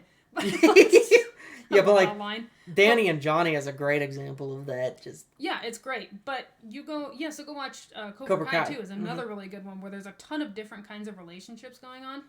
But Johnny doesn't stop being himself because he falls in love with Carmen. Yeah. He doesn't stop being himself because he punches Danny, and then they have this really antagonistic friendship, like where they just want to get into a fight. Up until the very end, they just want to freaking, like, that tension never really goes away, even though they're friends. Yep. He doesn't stop being himself because he shifts into a father figure role for Miguel, and then full, repentant father for Robbie. Like, he's always him.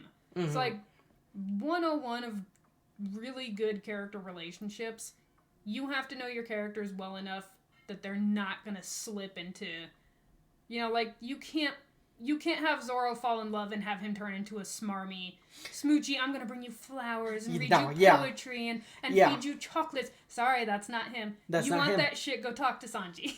Yeah, exactly. Like, you can't let them disintegrate, the character disintegrate for the sake of the relationship. Yeah. You have to figure out what kind of a relationship would this person or would these two people actually have with each other. Yeah. And you have to go with that. So don't shoehorn things. That's that's my biggest thing with relationships. Yeah, you don't want the relationship to completely consume the character and that be suddenly their entire personality. Yes. No. It's, it's like the guy who got a girl. Like, I'm sure any other guy, or maybe you would also, maybe women would also be related to this. Like, the person who gets into a relationship for the first time, and they make that relationship their entire personality for like a month. We all knew someone like that in high school. And it's like, dude, shut the fuck up, alright? No one cares. And much like that, your readers aren't going to care. Yep. They're going to be like, holy shit, this character just got annoying.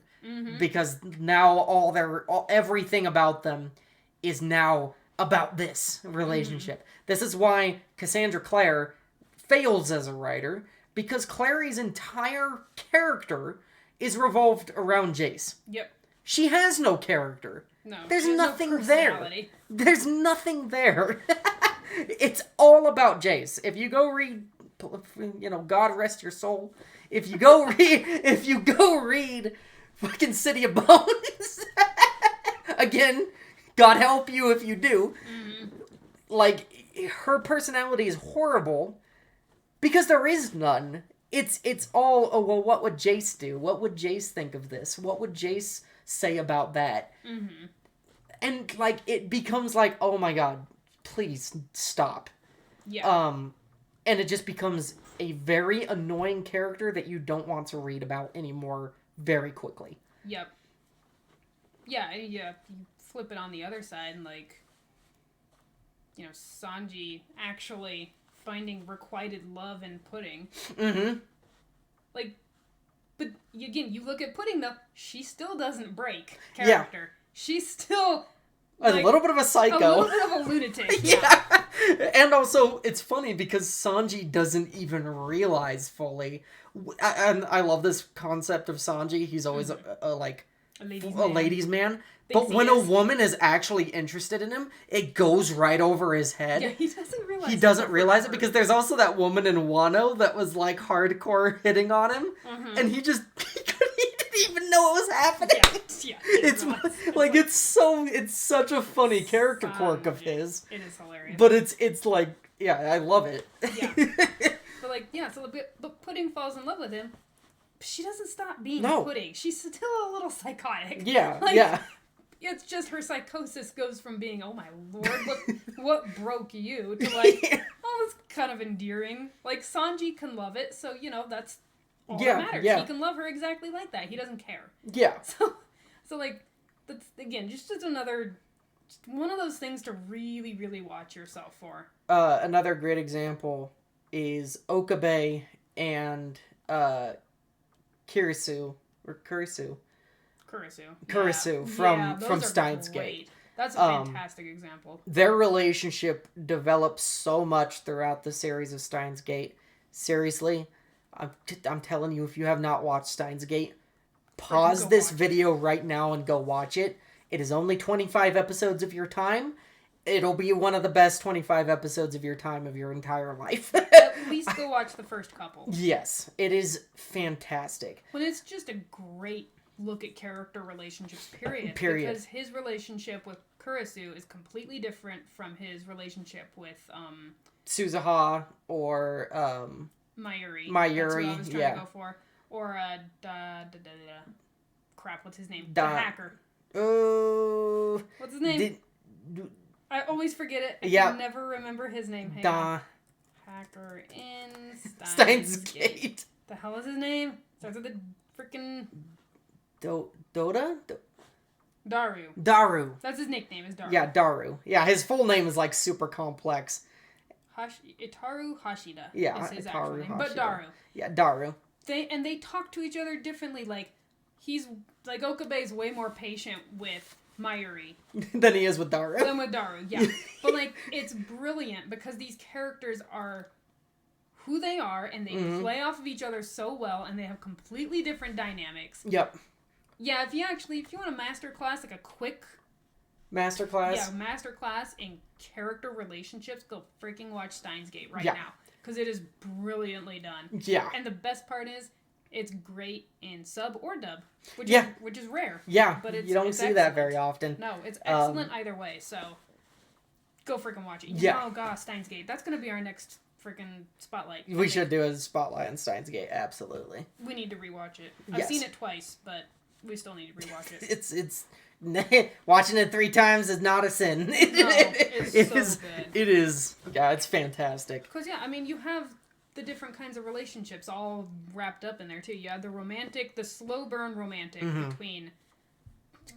Again, if you didn't take Dallan's advice and go pause the video and then go watch it, spoilers. Yeah. But you have the romantic ties between him and Kurisu. You have the very big brother, little sister between him and Mayuri. You have the college best friend with Daru and Okabe, where they give each other buddies. shit. Yeah, they give each other shit. Yeah, they're guy all the time. buddies. And then you have him and Ren secretly in love with him, and the really weird, complicated relationship there because freaking Okabe does not fully realize until he does something, and then he's like, "Oh, yeah, okay." And then you have even Moeka, this really deep-seated hatred that Okabe holds for her because she is the one that usually, again, spoilers, usually kills Mayuri in all of the different timelines. Yep. But he still can use her to get to where she needs to be, and then she oddly becomes one of the group eventually, right? Because she has a lot of trauma and she's actually, it's revealed that she's just a puppet that's being used. Someone super vulnerable that's being used by CERN as an assassin. Yeah. Yeah, and it's great. Even minor characters like Mr. Braun and his relationship with Okabe, where it's this super antagonistic,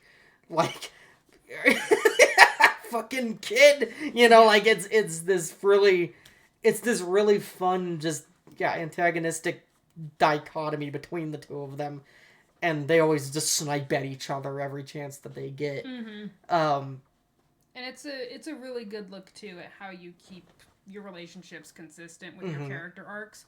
All the characters, mostly Okabe and Kurisu, go through major character arcs. Yeah. And their relationships kind of shift with those character arcs.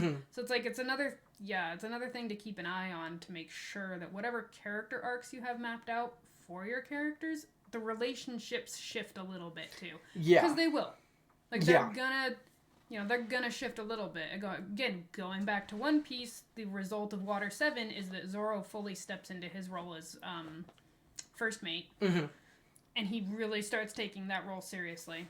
And Usopp quits he stops. He doesn't push on that line again. Like, their relationships shift. Yeah. And I would say that one of the biggest parts of this relationship building is dialogue between the characters, which Steins Gate excels at. Oh yeah, if you want to go into actual techniques. Yeah. The dialogue in Steins Gate is so fucking good because of how it is always presented. It's almost never a one-on-one conversation. There's usually at least 3 people in the room. Usually. They're all bouncing off of each other. And, like, you have, like, Okabe trying to theorize, Mayuri doing something that's completely unrelated, and Daru kind of connecting the two through his jokes. Yeah. And, like, having them talk. And then there's a moment, I remember, where they have, like, everyone in the room. Yes. And all of them are bouncing off each other. Yeah. Like, you have this thing with Suzuha and Kurisu where they hate each other because Suzuha hates Kurisu for things that aren't really Kurisu's fault yet. And Kurisu doesn't know why Suzuha hates her, but hates her because she hates her. And so, like, you have this animosity there, and then, like, you have Mayuri and Daru being goofballs, and, like, Okabe and, like, Rin being awkward with each other, and, like, you just have this wonderful ball of multicolored yarn of this, like, conversation that just weaves in and out of relevance, but still flows super well. And it's go watch Steins Gate to study dialogue. It's so good, especially with an ensemble cast. It does it even better than One Piece, I would say. I agree. Actually, it actually does it even better than One Piece. Yeah. It's, it's so freaking good. The people who wrote that show, because it wasn't actually a manga at first, it was a visual novel, which, if you guys know visual novels, you know how limited the dialogue is in those. The fact that they were able to make something that freaking good with a visual novel in a show format, those writers were geniuses. With the especially the dubbers. Holy shit. Like, I don't know who dubbed that. I don't either. I don't know what team. They need to do all anime. Yeah, they need to do all anime. Because they do it 10 times better than anything else in the industry. Yeah. But yeah. But dialogue's another one of those things where it's like, build up your skill set at it. Start with 2 characters, make sure they don't fall out of character with one another. Yeah. And then toss in a third. And see how the dynamics of the conversation shift. Because it will. Yeah. Like, Okabe is different when he's one-on-one with Mayuri versus one-on-one with Ren versus one-on-one with Kurisu. Yeah. He's different. Yeah. But he's still him. Yeah. Like, he's still him, but he's a little different. Yeah. Because he's in a different role. He's big brother. He's friend who, like, I realize you're in love with me, but I'm so sorry I don't feel the same way. And that it's, good Lord, why am I falling in love with you? Yeah. Like, that's how he is. So, why do you make me feel funny? It's right, kind of Okabe. What is this funny feeling? Yeah. But so then you get those. So this is another thing with relationships. It kind of works the same way. The character is your foundation. Then you build up relationships between pairs, and then you figure out how all of those relationships are going to work together in a group. Yes. Because when you have those different lines of tension, like you were just saying, playing off of one another, you really have to make sure that you don't lose one of them in the midst of all of the others. Like, it is like this big ball of yarn, and all of them have a different color. You have to make sure the colors don't bleed into one another and turn into one big muddy blob, because no one likes that. That's gross. No. You want to make, like, a beautiful rainbow of dialogue that has multiple different aspects and layers and levels to it. And it's just it's complex, but once you get it down and once it starts flowing, I think honestly, if you're a passionate writer, it won't stop. Well, and you'll be pretty good at it. It's complex, but if you do the legwork of serious character development and then serious one-on-one relationship development, and realization. And character arcs and all that, you'll be able to get it. Yes. Another massive technique, though, for writing relationships well is the old school show, don't tell.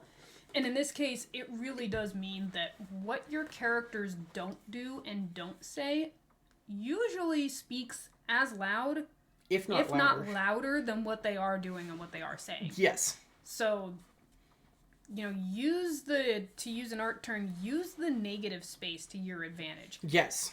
What would your character not say, and why? Why would they not say that? Because there's a why behind that. Mm-hmm. And that tells you so much about who they are. Who would they say that thing to, but not say it in front of someone else, right? Because, of course, one of the biggest things about character relationships is the levels of trust that those characters have with each other. Certain characters will confide with someone over another person. Right. And that will speak so much more to those relationships, I feel like. That tells you everything you need to know about what they think of that person compared to this other person. Yeah, well, and to illustrate it too, with Kurisu and Okabe, because they're not enemies to lovers, but they're definitely intellectual rivals to lovers. Bickering intellectual rivals. To lovers is a good way to put it. For the longest time, they refused to give each other any kind of credit. No. None whatsoever. It's always, you're an idiot. You're a perv. Idiot. Yeah, you're a perv from Kurisu. And Okabe's like, you don't get it. You're a spoiled brat is basically. You're a spoiled brat. They're at each other all the time. But at a certain point, that absolute refusal to give each other any kind of credit or any kind of positive comment starts to speak pretty loudly. Yeah. It's you're compensating for something at this point. Well, one of my favorite parts about Kurisu covering for something. Yeah. One of my favorite parts about Kurisu and Okabe's relationship is whenever Okabe says something that really actually strikes a nerve. Yeah. With Kurisu, and Kurisu just shuts down and says, "Nope, she stops fighting. I'm not dealing with you right now." Right. She completely goes cold on him, and he feels that and he recognizes that. He's like, "I'm sorry." Right, because it's not fun banter anymore. Yeah. It's, oops, I stepped on something. Yeah. Whoops. And it says so much about their relationship, and not only that, but it says a lot about Okabe too, because he immediately retracts. Yes. And it shows how good of a guy he is, and how he doesn't like hurting Kurisu. He doesn't like making her feel bad. No, it shows how much he cares about her. Because you're right. He immediately pulls back and is like, "Oh, whoops, I didn't mean to do that. I'm sorry." And he stops with the fun, the fun back and forth, the fun banter. And his persona. Yeah, his silly persona. Right. Everything about him shifts into something that's more serious, more understanding, more apologetic and all of that. And then, but it also, their dynamic also makes it so then when they do start to soften towards each other, you freaking notice, and it has a lot of power. Yes. Yeah. No, I think they're probably one of my favorite couples in fiction. They're just so well written and so well realized, and the performances certainly help with that as well. They add to it even more. The voice actors really pulled their weight in that show. But yeah, and it's also chemistry of the writing. Just their chemistry is just absolutely astronomical. Especially in modern storytelling standards. Yeah. I'm trying to think of other the show don't tell. One of my favorite character dynamics is the two characters who know each other so well, and this kind of goes to Luffy and Zoro. They know each other so well that they can speak to each other without saying a single word. Right, they almost don't have to communicate anymore. Yeah, or they know what the other is going to do before they even do it. Getting characters to that point, again, takes a lot of legwork, because you have to show those characters communicating like normal people at first, and getting to know each other and building trust. Now, it's fine if you want to start out two characters already having that level of trust, but in a storytelling perspective, one, something should come between that trust that jeopardizes it, because then we get to see how they were before a little bit more.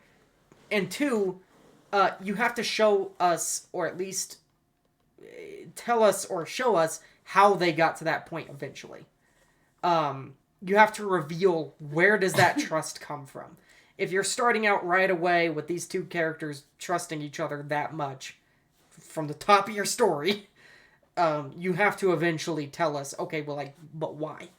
Yeah. Otherwise, we're just be like, okay, but like, well, I would say that means nothing.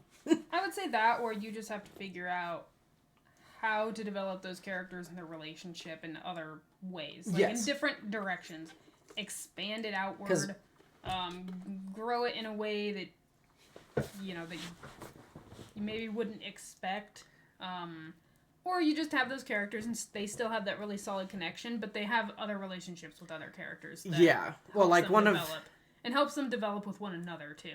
Yeah, like I think having the unbreakable trust, like I don't have a problem with that. But you definitely have to realize that is from a storytelling perspective, kind of not a weak point, but a blah point that you're gonna have to make up for somewhere else. Well, like one of the examples that comes to mind right away is Land and Moraine. Okay, yeah. Land and Moraine and Wheel of Time. Mm-hmm. They trust each other intrinsically in the beginning, but then you start seeing rifts throughout the series of that trust. And it makes those characters really dynamic because they change around each other and they start to kind of withhold things from each other, which is not agreed upon, and like it makes it way more fascinating to read than, they just trust each other right off the bat and always trust each other throughout the entire story and nothing ever changes.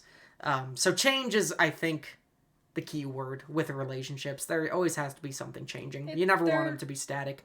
You think of your relationships as just an extension of your characters. They should have arcs. Yes. In some form or other. Like, you should have character arcs and relationship arcs. They definitely shouldn't stay static unless you have a really, really, really solid reason for keeping them that way, and you're aware of the fact that because there's no tension there has to be tension somewhere else. Yes. But I think also pulling in a quick lesson from Water 7 and One Piece, setup and pacing is everything. Yes. And not everything, but it's a lot. It's a huge chunk of it. Yeah. Don't just throw your characters in and have them have instant connections, or like go through the whole formula of, oh my gosh, I can't stand this guy, but there's instant like sexual tension or whatever, because we all know where that's going. Yeah. From my, in my opinion, that's boring as shit. It is very boring. That's why I've put down more than one book over the last several years, because I'm just like, I know where this is going and I'm not interested. I don't care. Yeah. So set up, pacing, let the relationship fold out at a natural rate. Like, don't force it just because you're impatient. Don't try to get there all at once. Just let it do what it's gonna do. Yeah. It's a natural extension of your characters, which is a natural extension of the story itself, or even for me personally, the basis of the story itself. So yeah, hopefully that makes sense. Yeah, no, I think that's a pretty good conclusion to it. At least for tonight. Yeah, I'm about talked out. My voice is going. My mouth is dry. I think I sharpened up your mind a little bit with that topic, though. But yeah, I'm fighting through some serious brain fog. It's probably not going to go anywhere for a few months. But I hope you guys enjoyed this 13th episode of Plot Pill Podcast. Are we skipping our overdose again? Well, I guess we can talk about our overdose real quick. You go ahead. You had one in mind. Right? Yeah, sure. Villains that are not threatening is probably my like I can't stand this shit. No. It is one of my biggest pet peeves of anything. If your villain is not a viable threat, or you are trying too hard to make your villain a viable threat, just stop. take a step back, realize what your villain is supposed to be and supposed to represent in your story, and make your villain an actual character, not a caricature. That's one of the biggest things. Example of one of the villains that I'm really enjoying right now is I almost called him Deacon. It's not Deacon. Fuck. The guy in season 3 of Tulsa King. Cannot remember his name. Which one? The Dixie Mafia guy. Dunmire. Yeah, Dunmire, yeah. Dunmire in Tulsa King is a great example of this. Where he's... At first, I was really worried that he was going to be a caricature. Because, like, he's out here killing people, like, indiscriminately. And I was like, well, okay, what else is there to you? Right.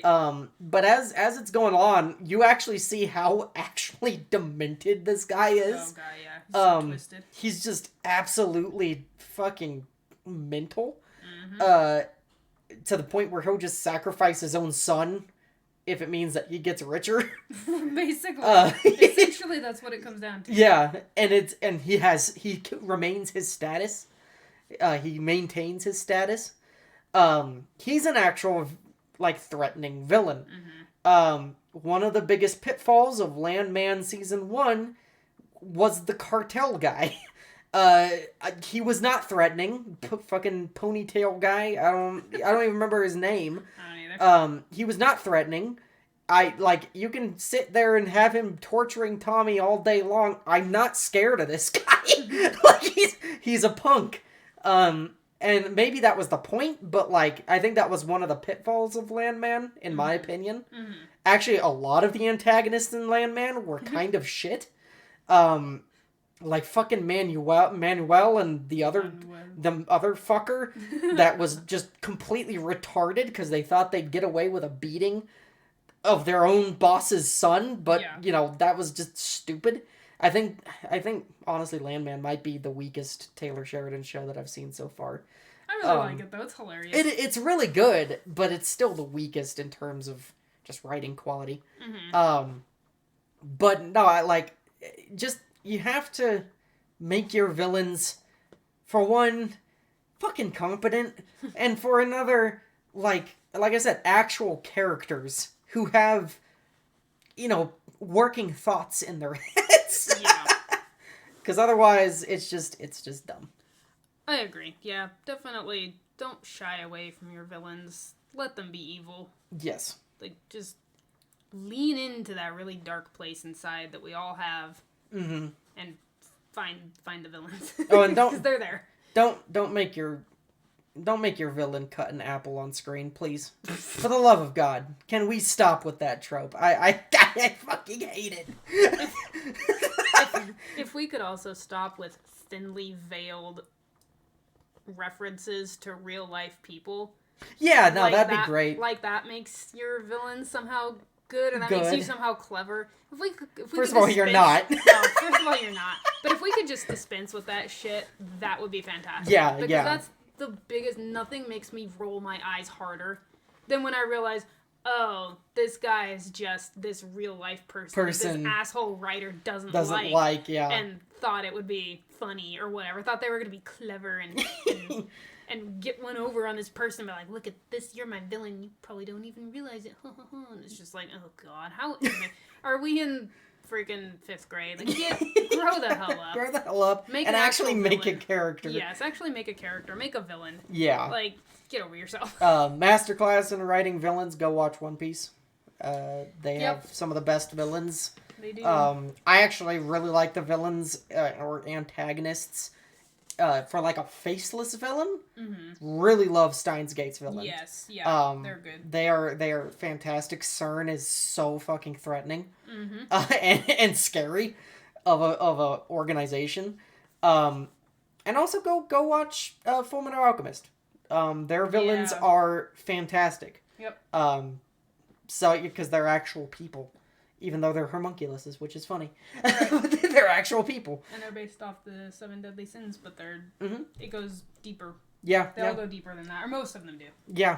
Or even Kimberly, though. Kimberly's a great Kimberly's villain. an awesome villain. But yeah, like, go watch some anime, because anime seems to really get villains right. Yep. So, but yeah, I hope you guys enjoyed our 13th episode of the Plot Pill Podcast. Please, if you guys like the video, go ahead and drop it a like, drop it a comment, tell us what you think. How do you write relationships? Any other tips or tricks of how you write character dynamics or anything like that? If you're fans of One Piece, what did you think of Water 7? And what do you think of my little overdose thing about villains? Who are some of your favorite villains that, are actually threatening and scary? So please drop a comment down below, and we will definitely read them, and we might even read them out on our next episode, because we like interacting with you guys. The one comment that we got that one time was fantastic, so if you can give us more of those, that'd be great.